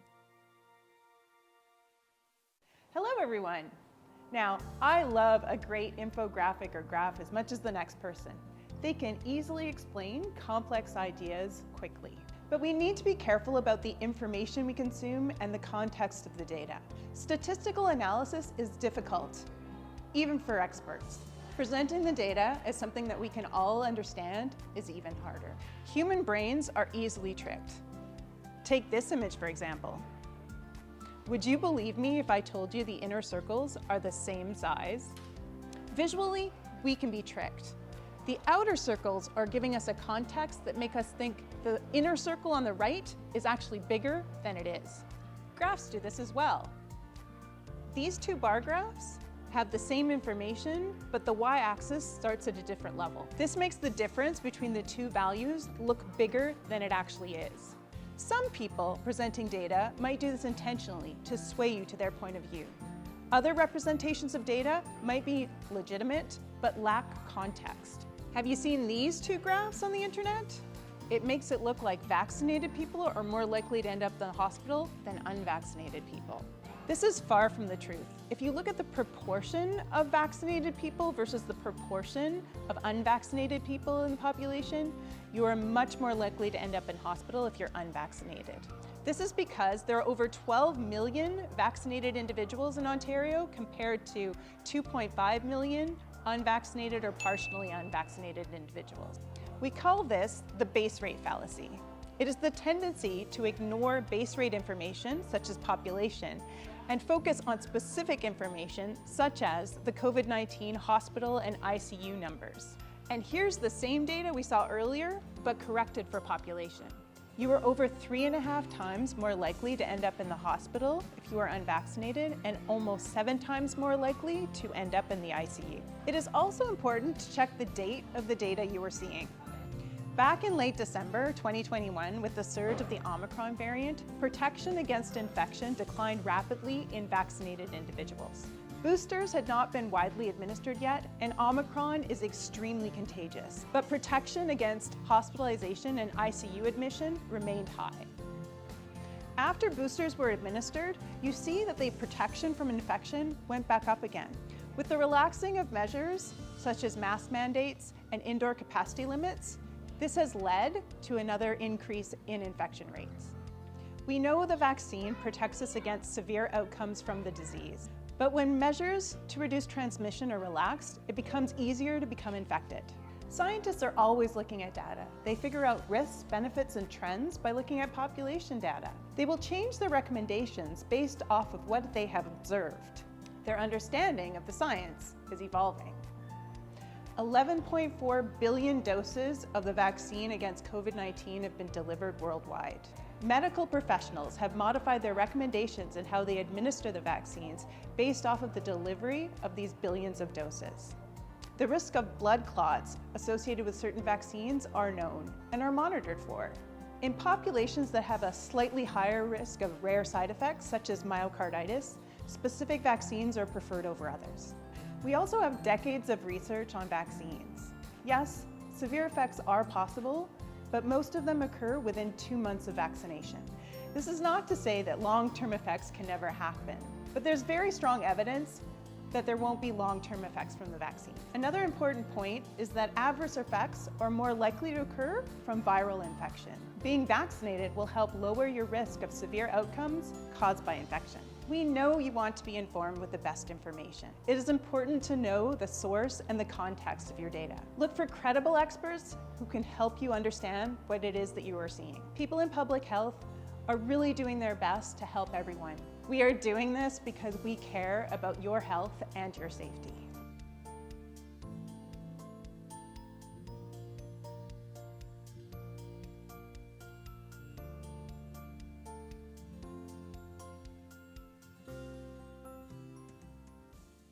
Easter Seals helps kids be kids, and you can do your part to help as well. Tune in to channels 10 and 610 this Sunday starting at 9 a.m. for Easter Seals Day on Eastlink Community TV. See stories that will inspire, be entertained, and learn how you can make a difference in the lives of local children living with disabilities. Easter Seals Day on Eastlink Community TV starting at 9 a.m. Sunday, April 30th on channels 10 and 610. Available only to Eastlink video customers. The first kiss. She's thinking about a million things, like should I lean in or let him? Do I close my eyes or open them? But for him, he's only thinking about one thing. Did she have peanut butter for lunch?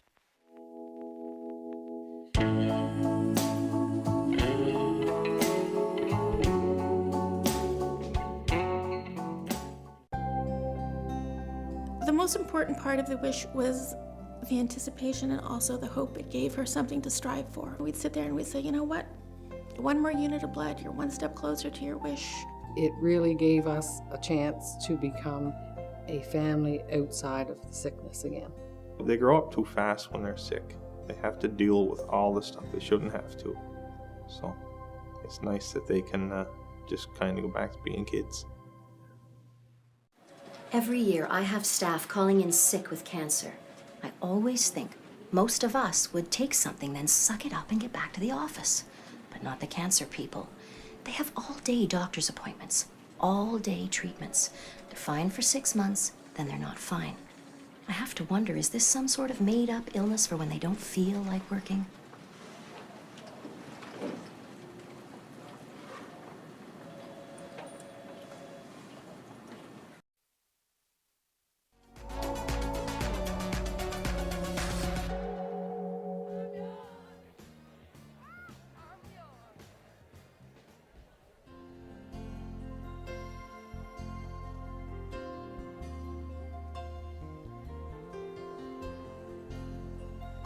We now continue with 5 more fascinating presentations. After our final talk tonight, we invite everyone here at Science North to join us in the lobby for our social hour. Our next speaker is Dr. Tara Baldessera, a family physician with a focus in interprofessional concussion management, Associate Professor and Assistant Dean of Clinical Education, Undergraduate Medical Education at the Northern Ontario School of Medicine.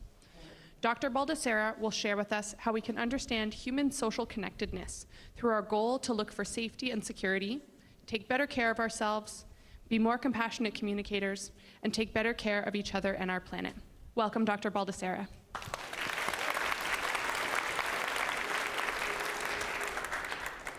Thank you. So imagine the birds returning from winter migration. This is a picture I took at Old Woman's Bay and a few weeks ago on the Laurentian Trails. I can feel the sigh of my pup settling in for a rest. These are the things that bring calm and comfort to my nervous system. And right now, it needs it. Let's check in. Heart rate, probably about 76. My breathing's under control. My adrenaline's up, but not that much. I'm not jittery. I seem to be able to concentrate. I hope enough to be engaging for the next 10 minutes or so. Tonight I want to share with you my discovery of a powerful tool. It's not something I learned in medical school or my many years of practice, but that I came to appreciate over these last few years managing through the pandemic. I call it my superpower. It's a different way of understanding the neurobiology of our nervous systems that helps me better navigate through life. We're going to have to start with the autonomic nervous system. This is a network of complex connections that tends to our body's basic functions: heart rate, breathing, temperature, digestion, all in support of achieving a balance for our survival. It does this below our level of awareness and is largely controlled by the vagus nerve, which in Latin means wandering. A good description for the longest of the cranial nerves that traverses both below our diaphragm and above, all the way to our brainstem. When working well, this system supports our health, growth, and restoration. But it does other things too. It detects information in our environment and sends signals in response. Think of it as a radar system, scanning for danger, seeking safety. And this information results in three main states, internal states: shutdown, fight or flight, calm and connected. And these states affect our behaviors and responses. But don't we have control over our behaviors and responses? Yes, we do. But there's more to the story. Let's look at what's going on below our level of general awareness. Developed in the 1990s by Dr. Stephen Porges, polyvagal theory explains the science of connection. It maps our nervous system routes through our autonomic states and links it to our evolution. Collaborative work with clinical experts like Deb Dana have made this clinically relevant and accessible. It views our nervous system state as a variable between external stimuli, response, and behavior. And if we bring awareness to this variable, we can learn to operate our nervous system in better ways to improve our experiences day to day, moment to moment. There are three main principles we'll need to understand. The first is the hierarchy or order of the nervous system states that draws a map through evolution. The oldest is 500 million years old, dorsal vagal. It's a system of shutdown. When our nervous system detects threat, its only response is immobilization. Imagine a turtle retracting in its shell, heart rate, temperature decrease. Now, we can think of this as a ladder, and we can pay attention to how our body feels in each state and what the triggers are. So in dorsal, I associate that with feelings of grayness, emptiness. Things can kind of feel meaningless. And triggers for that? Well, as healthcare providers working in under-resourced systems, add the layer of the pandemic, more unknown, those are the things that can bring us down the ladder. Next is sympathetic system. It's 400 million years old, and it's a system of action. So in response to threat, our nervous system has a mobilizing energy, and we have more options for responses: fight, flight, anger, heart rate, temperature increase. Think of fish that scatter when they sense danger. This may be a more familiar place for some. It is for me. But sympathetic energy can be dysregulating. I associate with feeling charged, not present, on autopilot. Time can feel scarce, flies by. Triggers for that, well, it's no longer saber-toothed tigers, but it can be the never-ending to-do lists, running late, especially in my clinic, and just not being able to keep up with the day-to-day tasks. Then we have the ventral vagal system. This is 200 million years old. It's a system of social engagement. So when our nervous system detects safety, it can respond with calm and connection. We can also project that to others. All we have to do here is think of any mammal holding their baby or human with their pet. I feel most ventral with my family, my pup, being alone in nature. In ventral, time doesn't seem to fly by the same way. I feel present, purposeful, grateful. This hierarchy is non-negotiable because each system developed on top of the other and didn't replace it, so we must go up and down the ladder in these directions. Next is neuroception. This is our internal detection system, recognizing and responding. We already understand this as our intuition. When our nervous system responds, before that information even gets to our thinking brain, where we create meaning, it works in 3 directions: what's going on internally, in our immediate environment, and relationally between us and others. Neuroception moves us through the 3 states throughout our day, and we can access blended states, so safety and action promote play. Safety and immobilization endorse rest. But it's only in ventral that we have access to higher cortical functions and social skills. When we detect threat, we access our sympathetic responses, and if that works, we negotiate a perceived danger, we can re-regulate. If it doesn't, we resort to dorsal responses. And these responses may be appropriate to a given situation, but when they're not, or they're chronic, or we can't gather that energy to re-regulate, we limit our access to calm and connection. That leads us to co-regulation. This is the science of connection. Our neuroceptive process detects safety, brings us to ventral, downregulates our sympathetic defense mechanisms, and activates our social engagement system. We can then send signals of safety to others. This primes us for connectedness, which is mutually regulating our bodily and behavioral states. Humans seek functional social links, community. We need it to thrive. We need it to survive. Polyvagal theory frames connection as a biological imperative. Essentially, we're wired for it. Now, although our nervous system was programmed from our early developmental years, we can learn to reshape it. This is what I call my new superpower, the practical understanding of how reshaping my nervous system affects my well-being and those around me. And specifically, as a family physician, my ability to have therapeutic relationships with patients. So, in times of chronic stress, to try to prevent moving towards dorsal, I'm deliberate about maintaining and mobilizing energy. Regulated sleep, early morning light in my eyes, non-negotiables for my nervous system. In moments of sympathetic dysregulation, I need breathing and movement. So if you see me in my office or one of my children's hockey games pacing like this, I'm actually trying to exhale longer than I inhale and stretch the muscles in my neck where the vagus nerve travels. I'm also deliberate about preventing sympathetic excess states. My go-to is running in the bush with my pup. The movement lets excess sympathetic out, the environment brings ventral in. In ventral, I've come to appreciate that avoiding threat is not the same thing as feeling and promoting safety. If we try to avoid the messiness of life, not take risks, focus only on controlling, there is little space for the calm and connection needed for safety and co-regulation, essential for nurturing healthy relationships.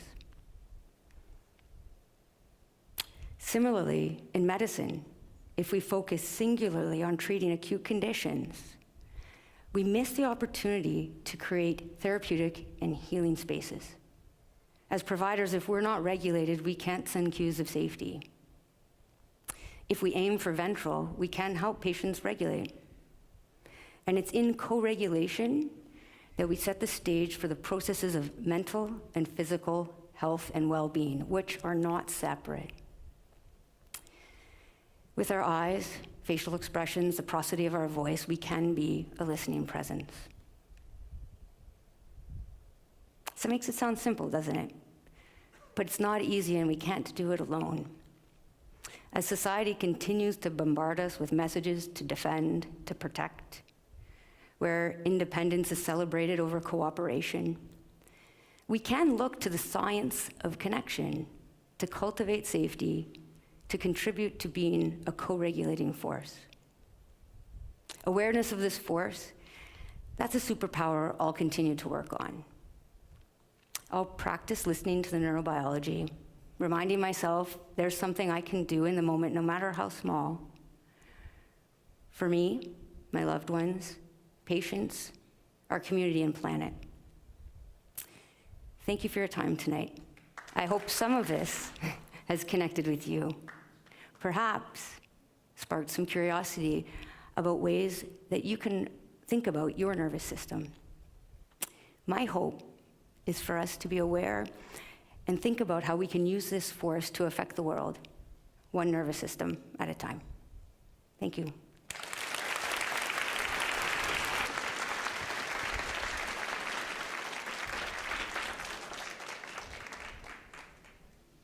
We are now pleased to introduce Dr. Gustavo Ibazeta, a scientist with Health Sciences North Research Institute and adjunct professor at Laurentian University. Dr. Ibazeta is here to share with us an overview of wastewater surveillance and how public health agencies can use this information to adopt preventative strategies to reduce the chance of future outbreaks. Bienvenue, Dr. Ibazeta.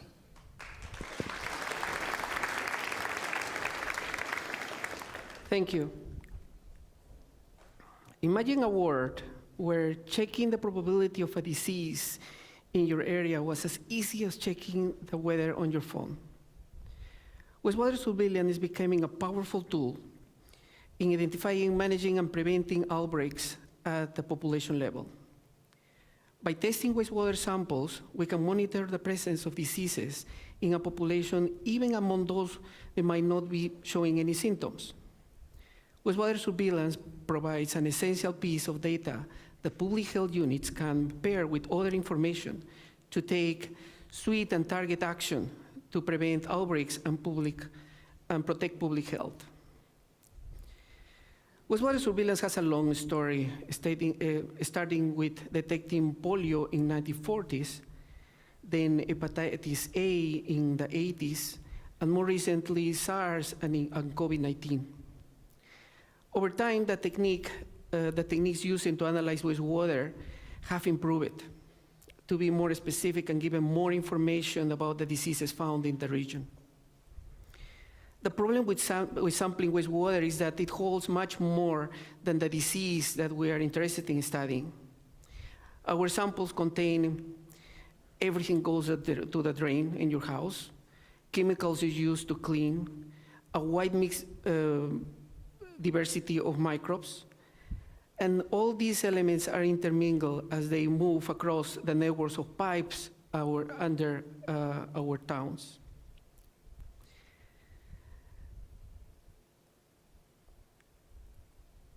In my lab, we study COVID-19 with the stores is genetic material, genetic information using RNA instead of DNA. DNA is a double strand, but RNA has only one strand, and we cannot directly use PCR, the method that we use for identification, to amplify this DNA on RNA samples. This means that we have to use reverse transcription PCR where first we transfer the RNA into DNA before performing PCR on the sample. With PCR, our polymerase chain reaction, we target a specific part of the DNA of our target disease and make multiple copies on that region. Then we added a chemical that makes the new copies just a different color and allowing to use to identify if the virus particles are present or not. We have devices that will measure this intensity of the color, and we can approximate with that the concentration that of our target disease in the wastewater that we are analyzing. My lab focuses on studying wastewater from several northeastern communities. Here in the map, showing Ontario broke up into different public health units. Sorry. Here in the 8 treatment plants we are studying: Haileybury, Kirkland, Greater Sudbury, Norway, Sault Ste. Marie, Timmins, Kapuskasing, and Moosonee. The treatment plants we are sampling for can be as close as 2 miles from the lab or over 300 miles away. And because RNA can break very easily, we need to keep it in the best conditions, meaning that we need to put it in coolers that we can move it at the right temperature. We have a network of coolers now moving around North Ontario to all these sites to ensure that our samples stay at the right temperature and reach the lab safely. From each of those 8 communities, we generate graphs like the one showing you there that they show the concentration of SARS-CoV-2 in wastewater over time. Wastewater-based monitoring of diseases is one tool that the public health responses can use, as it can indicate the level of disease in an area, occasionally before people develop symptoms. However, public health decisions are complicated and depend on multiple different pieces of information and areas of expertise, including public health providers, environmental scientists, and policymakers. It is important to use wastewater data alongside information from other fields when developing a public health policy, since other methods provide more information for the broader context of a community's health. For example, here we have the wastewater concentration of SARS-CoV-2 in yellow and the number of COVID-19 hospitalizations in the gray bars. These results show the trend that the virus is showing in this community. This data sets and information from other fields can help public health officials determine the best course of action in their local centers. In the future, we can use this combined information from public health units and wastewater data to make this information more easily accessible to community members to which the data is most relevant. For example, you could be able to check an app on your phone to see what the local levels of COVID-19 are, to help you decide to send your child to the school with an extra mask, similar that you can decide based on the weather app to send your child with their rain boots.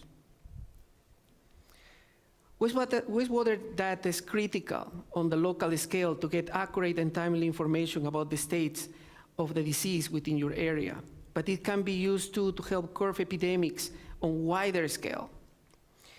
With collaborations between the numerous wastewater testing sites worldwide, as shown in this map, we can address potential outbreaks before they become a global issue. Overall, wastewater monitoring is a compelling piece of the puzzle in managing public health. As the technology continues to improve, it can encourage preventive behaviors to stop disease before they become epidemics worldwide or outbreaks in our cities. Okay, I would like to thank you very much, and thanks Science North for inviting me to present this data and this work.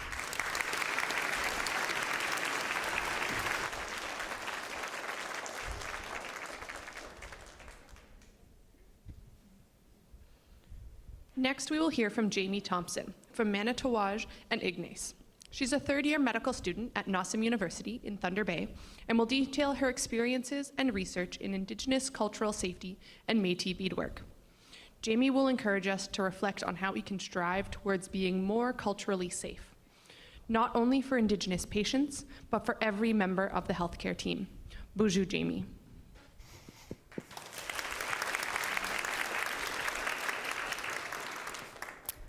So what do you think of when you think of medicine? I want you to picture in your mind all of the awe and maybe frustrations that come to mind when you think about our current system. Today, I'm going to be talking about medicine through the lens of beadwork. We're going to picture medical culture as a needle. It's technically a medical device. It's something that can create and can heal, but it's also something that can cut you if you're not careful. Now, what do you think of when you think of medical students? Words that might come to mind are bright, years and years of schooling, motivated, and yet another word that might come to mind is burnt out. We're going to be thinking of our medical learners as string. They are flexible, they tie everything together, and yet they can break, and this can be detrimental to the overall piece. Now, what do you think of when you think of the experiences of patients? Scratch that. The experiences of marginalized patients. Words that might come to mind are unheard, less likely to be diagnosed, or simply the term at risk. Our patients are like beads. They are unique and colorful, and without them, there is no overall piece. I don't think they realize the power that they hold in the system and in this analogy, and I don't think the needle realizes it either.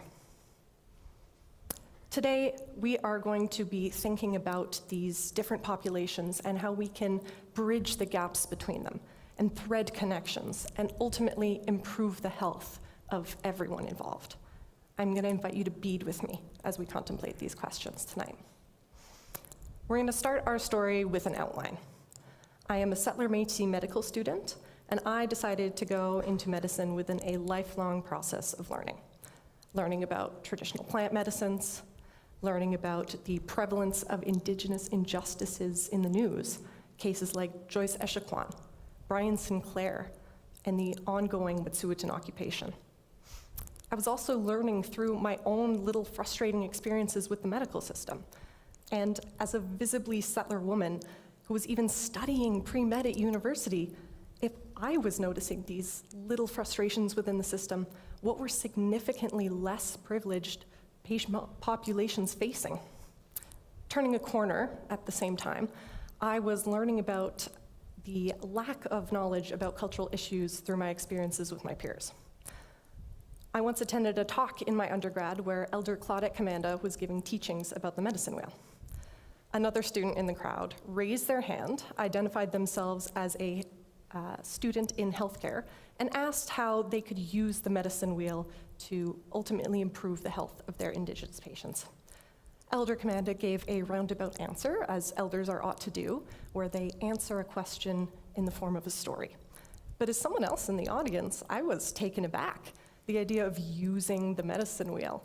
It's not a tool that you can hold up to someone and give them a score as to whether they're healthy or not. It's a framework, it's a roadmap. It simply illustrates the parts of yourself that you need to keep in balance to be healthy. The physical, the mental, the emotional, the spiritual. I guess if I had to reword my own personal understanding of it, it's kind of like Maslow's hierarchy of needs, but without the westernized thinking and the gatekeeping. Just like the hierarchy of needs, the medicine wheel asks, what does a person need to be healthy? Food and shelter, family and friends, security, spirituality. The answer to all of those is yes. But in Maslow's hierarchy, you need to complete one before you can start to work on the next. Whereas the key understanding of the medicine wheel is that all of those things are supposed to be kept in balance, and that one is never more important than the others. People in and entering the medical field need to understand these different kind of cultural worldviews in order to be effective providers to Indigenous and other marginalized patients. So how do we encourage this change in thinking? We're going to start to fill in some of these answers. I started beading at a Métis youth gathering just before going into medical school in 2020 and quickly fell in love with the craft. Much like the practice of medicine, I was learning about the practice of beadwork. Beadwork is a process of putting down 1 to 2 beads at a time, going back to secure them over and over for hours and hours on end, which is kind of like studying. Through weaving good thoughts and intentions into our pieces, beadwork takes on a role as medicine. And I'd been taught that that relationship wasn't just from the beader into the piece, but that that relationship went onwards from the piece to its eventual recipient as well. Through sharing my work, I found that medical students, doctors, and other healthcare workers were interested in my work, in purchasing and wearing it as pins in their clinical spaces. And while I was excited at the prospect, I found myself feeling a sense of responsibility to educate this audience on what they were engaging with culturally, and how this could be a way to commit to being more active allies to their Indigenous patients. The power that we, as healthcare practitioners, to be advocates for our patients cannot be underestimated, nor should it be wasted. So my research focuses on cultural safety, medical students wearing beadwork in clinical spaces, and a term that I've been calling visible advocacy. Cultural safety actually describes a very intense process of reflection and action, which is also the case that we're trying to encourage with beadwork. Much like other forms of visible advocacy that you might already be familiar with, like orange t-shirts or pronoun pins, beadwork presents an opportunity for you to be held accountable for your views and your actions to the public. And this positive action is what we're expecting to see in our research participants. So let's bring all of these ideas we've talked about together and finish off our piece. If you have the privilege to wear an art form from a culture that isn't your own, you need to have done the work of being culturally safe. I encourage you to learn about the responsibilities involved in that and be willing to engage with the different cultural contracts. Know that you can't embrace the attitude needed for cultural safety if you're not embracing or confronting those things in every aspect of your life. And because I want this overall message to be as applicable as possible to everyone listening tonight, while cultural safety does absolutely benefit Indigenous populations, you have to see how this practice of reflection on privilege, of learning about history, and a commitment to accessibility, and more of these things that you learn through a practice of cultural safety is not only going to benefit your marginalized and Indigenous patients, but is also going to benefit yourself and your coworkers and everyone around you. I want to encourage you to think about the other culture that's in the room.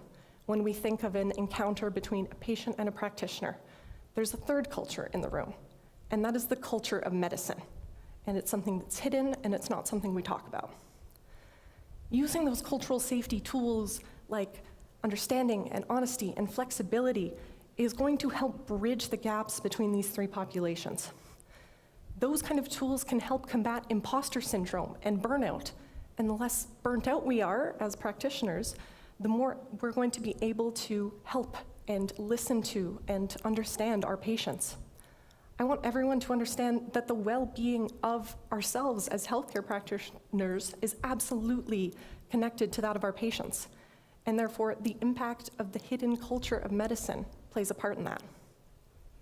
To come back to my research question, I want to leave you with this.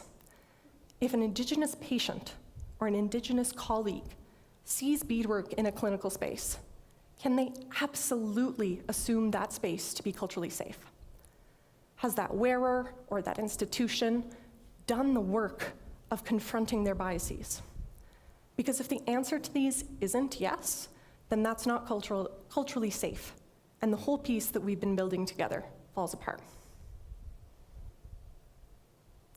We see this all the time in medicine. Someone can be as culturally safe as they want with their patients or behind closed doors, but if you're not extending that compassion into all the areas of your life, with your colleagues, with your friends, you're being a cog in that structurally oppressive system, and you're contributing to that hidden culture of medicine. This is a culture that contributes to stress and burnout. This is a system where practitioners rush through patient interactions in under 10 minutes. It's a system where nurses are undervalued and severely underpaid. It's a system where health professions have a disproportionately high rate of suicides. And it's a system where Indigenous students and marginalized students from different backgrounds might feel like they have to adapt to a certain style of practicing, which is going to involve abandoning their own unique and cultural contributions that they could have brought to the field.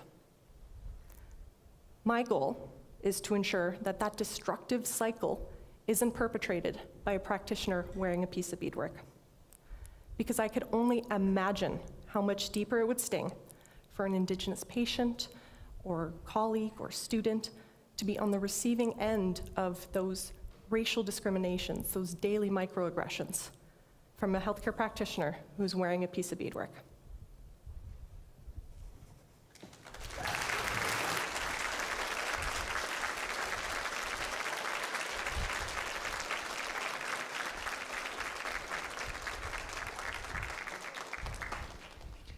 We will now take a 2-minute broadcast break.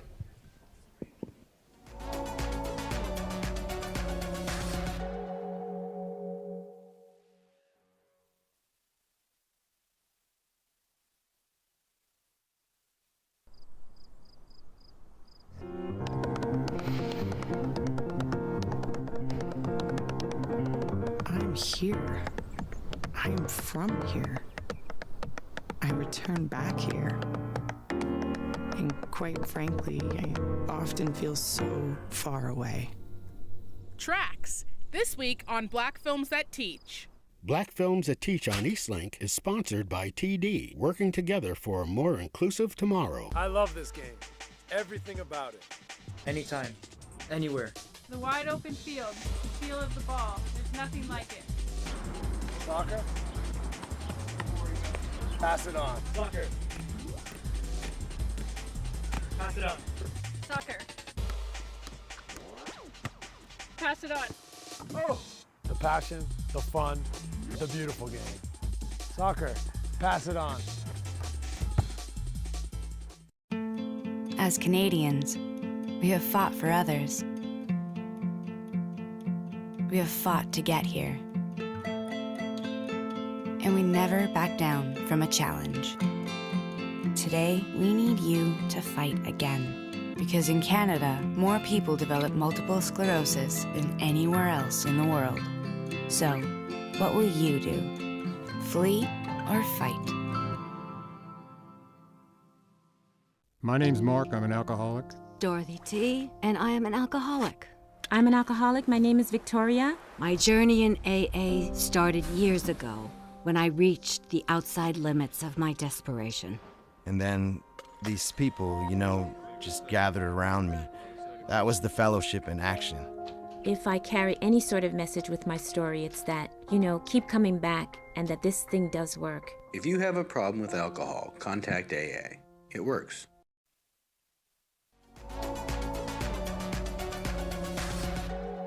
Dr. Deborah Saunders, the Medical Director of the Department of Dental Oncology at Health Sciences North, and a global speaker on head and neck cancer therapy side effects. Dr. Saunders will discuss the realities of HPV infection and the stigma surrounding its categorization as an STD, the propensity of HPV-associated head and neck cancers, and the capacity for elimination of these cancers by way of vaccination against HPV. Bienvenue, Dr. Saunders. Thank you.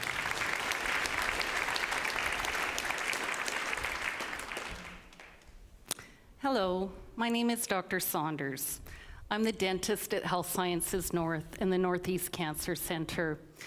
Part of my daily practice involves working with a multi-professional group of experts in treating and diagnosing head and neck cancer.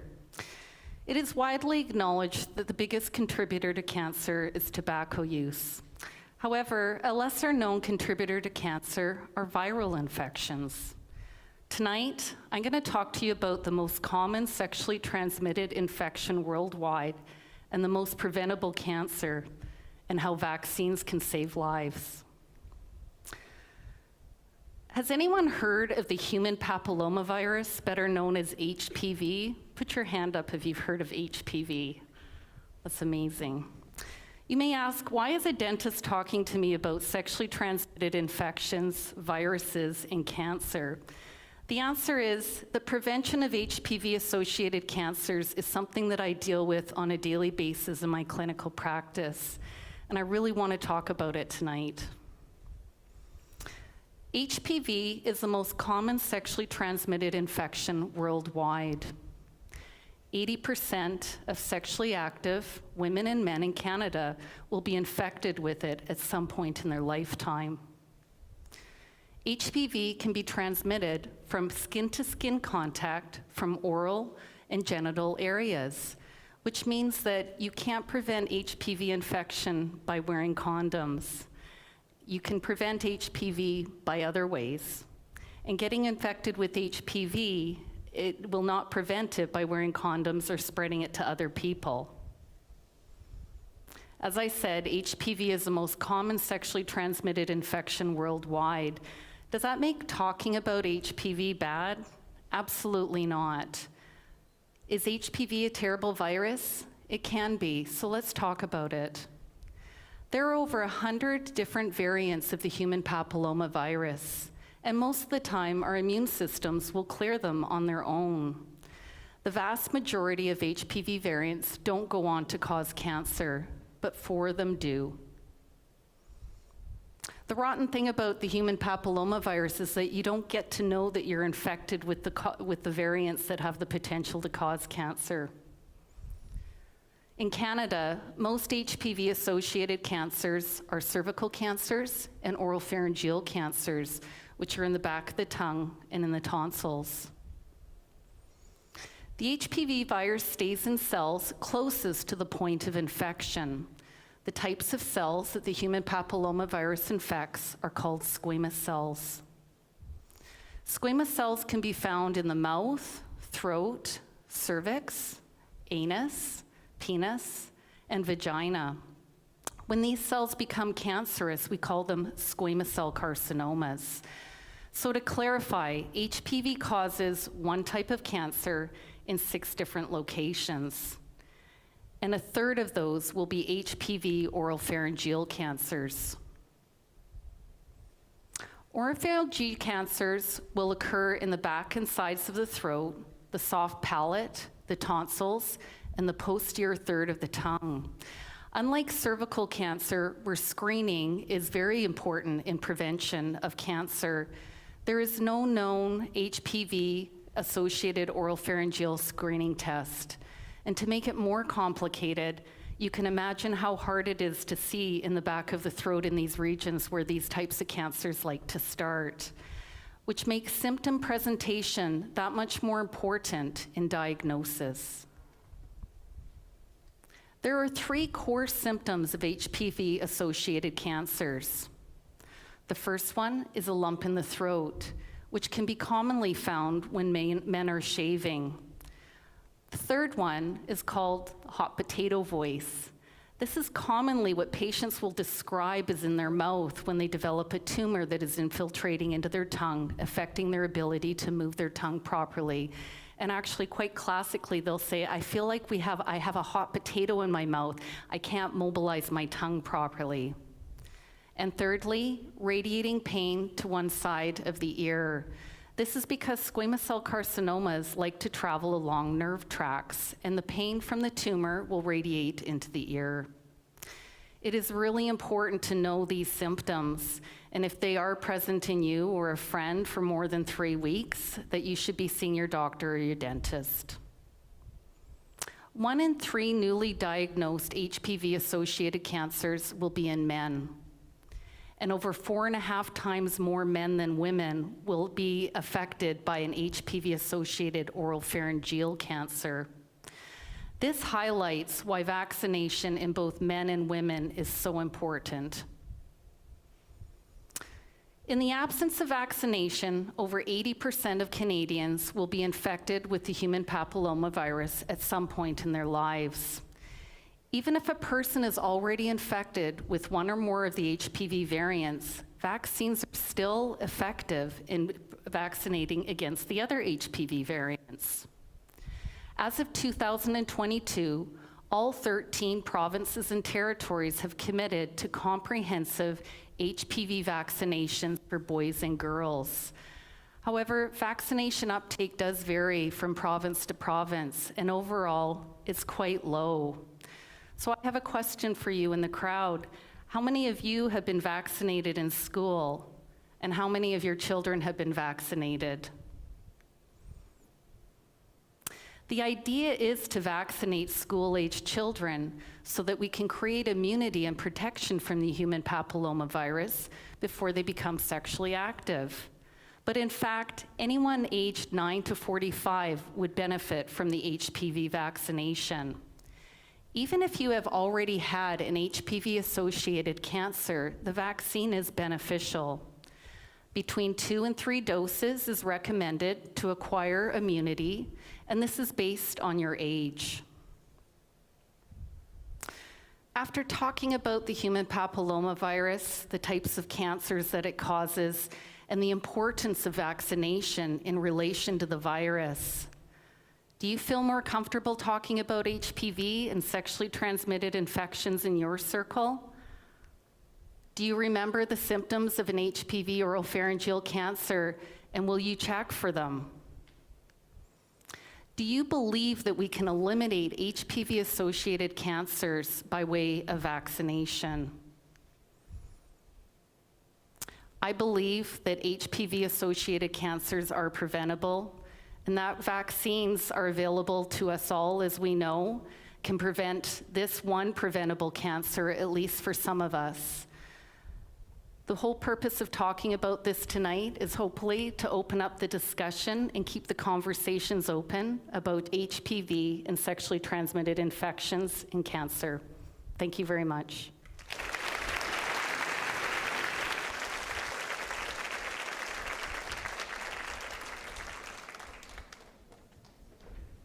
Our final speaker for this evening is Dr. Vineet Johnson, neuroscientist, physiotherapist, and the founder, president, and CEO at I Regained Inc., a digital neurotherapeutics company empowering stroke and brain injury survivors to reclaim use of their hands by rewiring the brain through the power of neuroplasticity.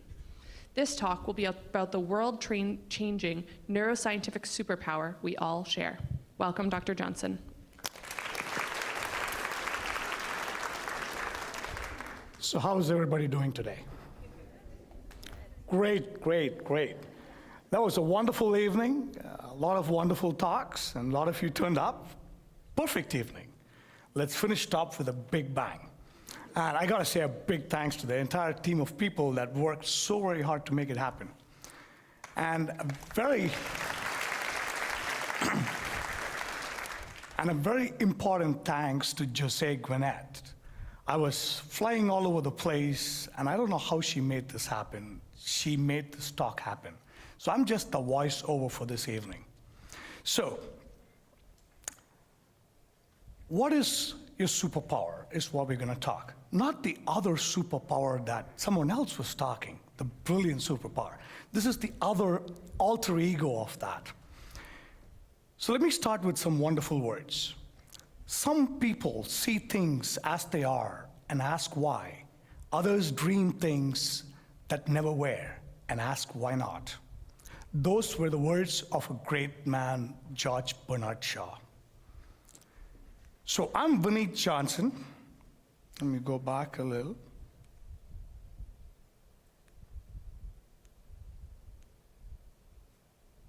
Okay, my apologies. Okay, I'm Vineet Johnson. I'm a teacher, an entrepreneur, a tinkerer, a son, an uncle, a friend, happen to be a neuroscientist too. And when I think about what makes me, I realize there's one thing that kind of ties me together, and that is a superpower. Like I said, it's the alter ego superpower. So a superpower that I have in common with all of you, it's something that we also share with all these amazing people up there. It includes great people like Lance Armstrong, Kobe Bryant, Sudbury's own Alec Trebek, or amazing Mother Teresa. This keeps running, I don't know why. So what is our superpower? I guess every one of us, we love some kind of a good quiz. So take a few moments to think about what it is. What is a superpower that can enable you to change the world? What is it that makes that tick? So is it money? Some of these great people had, and others didn't. They had something in them that made it happen, long before they achieved fame or had money. Some were never rich, or some were rich and lost it all. When you want to change the world or make it a better place, money is kind of like a fuel in a gas tank, but money is not the superpower in itself. So what is the superpower? Is it great ideas? Yes, some of them had great ideas. Others benefited from somebody else's great ideas. They borrowed it. But having a great idea is not enough either. There is something else beyond that. Maybe the superpower is the brain. Maybe they were just wired differently. Maybe some of us in this world are just wired to make things happen. Maybe that specially wired brain is what changes the world. What do you think? I'm a brain guy. Let's talk about the brain, a little bit of neuroscience. It's the love of my life. You know that moment when you realize that you've just fallen in love? It happened to me. This is weird, it just flies around. So it just happened to me. I was a young undergrad, 30 years ago. I was looking for meaning and purpose like we all do. And I happened to be in this amazing lecture. And this great neuroscientist by the name Marcus Devanandan, who studies brain connections and how it impacts hand function. One day, I saw him poke a needle into a monkey's brain, and he gives a little bit of a current, and the monkey's finger starts to twitch. And there starts my romance. An obsession, something that started back then had never stopped. So over time, I've realized that, that our circuitry is so uniquely different. Give me 1 second.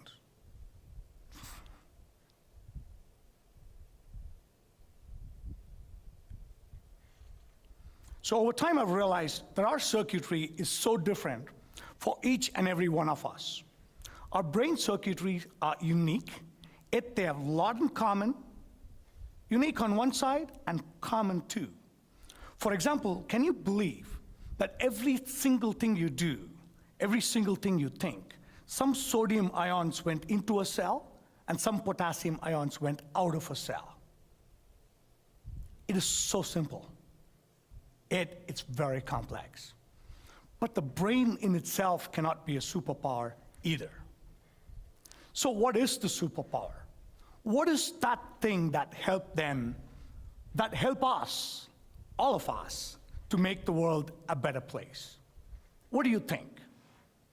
Here's what I think.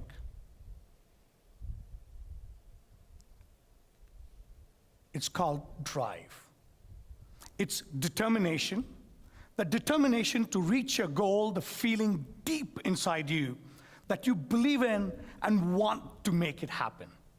An energy, a boundless energy, you feel so deep inside you that you keep your passions, your energy to help you move forward towards that one and only goal.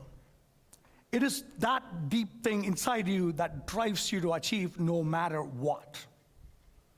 Drive is your neuroscientific power. A young 12-year-old girl drew this picture. She made it happen, Denise Gwinnett. And I put it up there because she chose to make it happen. I figured it's a perfect place to put it up as well. The drive creates the chain reaction that leads you to achieve.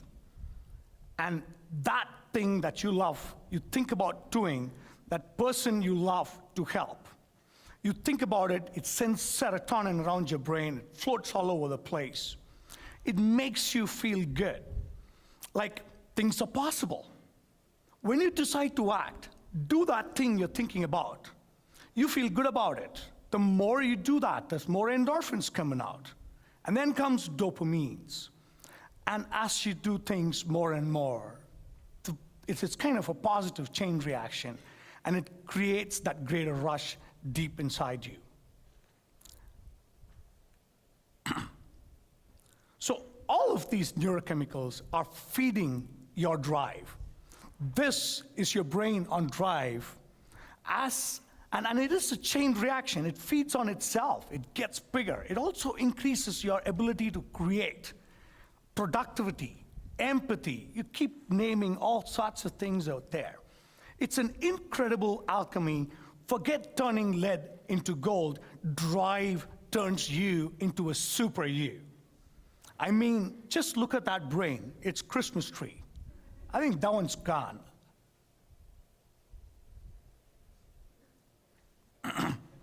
So,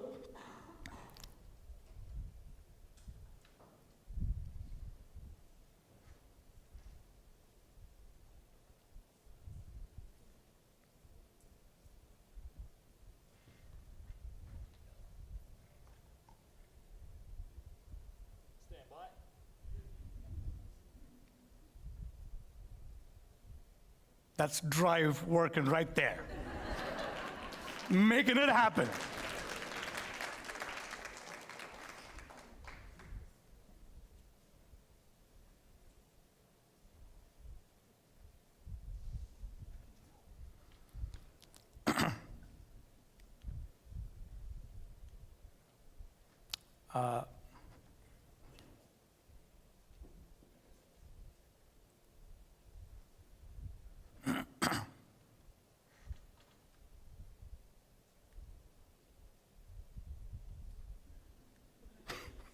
Okay, so these chemicals are very powerful. One might say it's a superpower that can be used for good or can be used to drag into evil. Think of Lance Armstrong or Kobe Bryant. I'm sure a lot of us will have different opinions. Some of us will have great things to say about them, and some of us will have things that we're not very comfortable with. But what's unique about both of them, they both excelled because of their drive. A drive to be fit, a drive to excel, a drive to play. And that's what got them where they are. Think of Elon Musk. Most of us in this world look at him as a rich guy. Probably the richest guy on the planet, or top 2, 3 richest guy on the planet.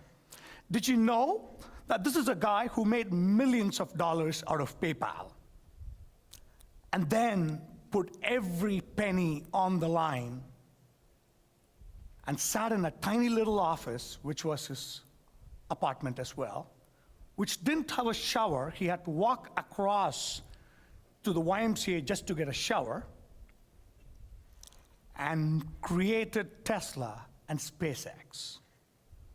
That is drive, a drive to achieve. Let me tell you about a special kind of drive, someone who is driven to... Am I doing something wrong? No?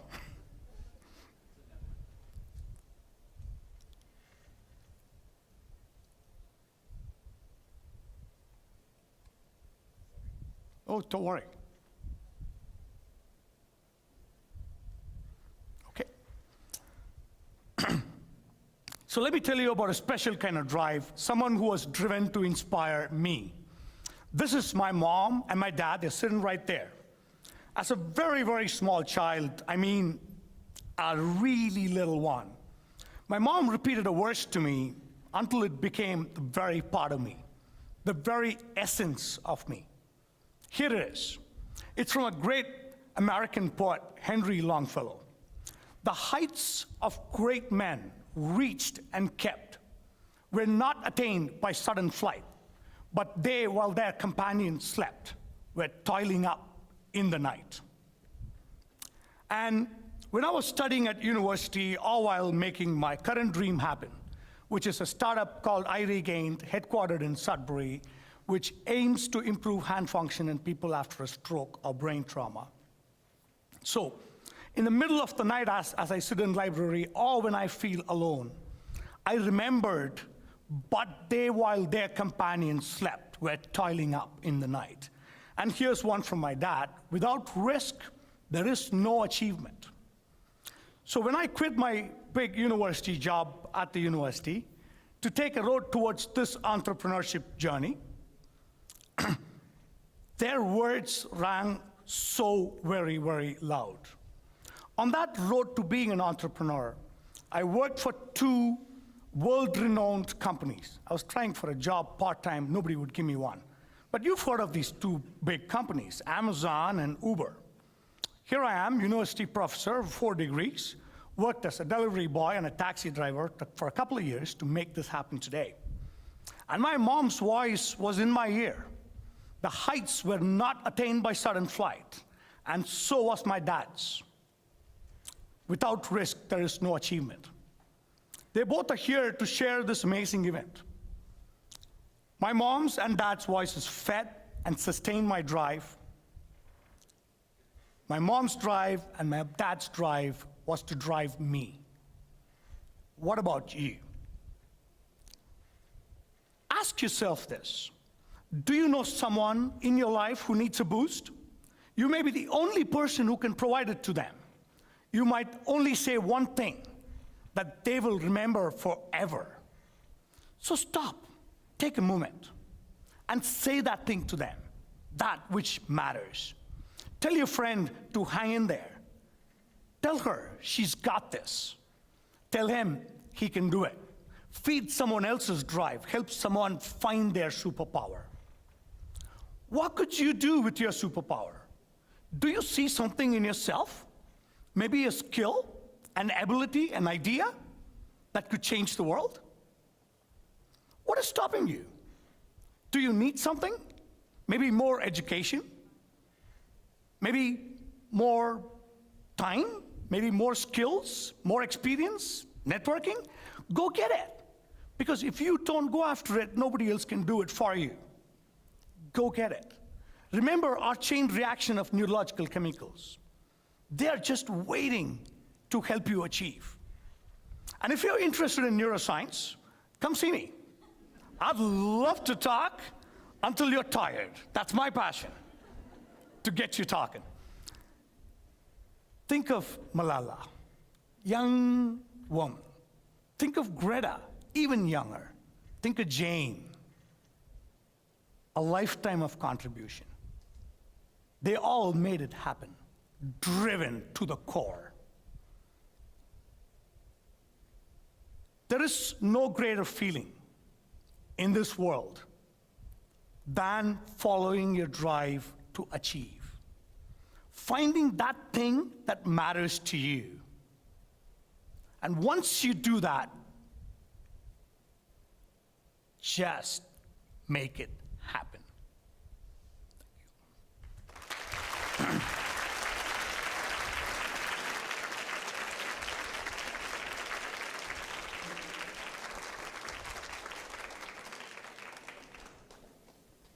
Oh, that's an incredible evening, and thank you, Vineet, and I'm sorry for the technical difficulty right at the end, the last one. Oh.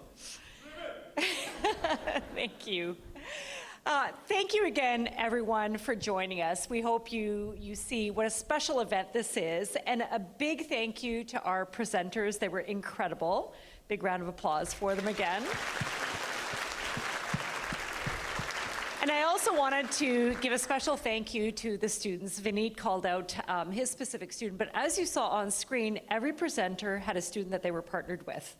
And it was very much a strong relationship, but a really important one, because for these students, this was their capstone or their culminating project, putting into effect all of the learning that they had. So this was a big deal event for the students as well. It was their event and their presenters' event. So congratulations for an awesome wrap up to what was a long school year. I think this is like the last week, the last big project.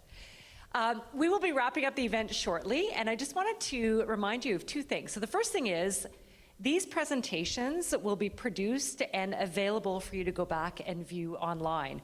We're producing them as one long piece, but also individual pieces so that you can share your favorite presentations for this evening with your friends and family. So keep an eye out on our social media and our website for that. The second thing is we will be getting together for a lovely science social in our front lobby. And before you leave, please make sure to give us your feedback. You have seen some surveys with QR codes. We really want to hear from you. What did you like? What would you like to see if we do it again? What could we do better?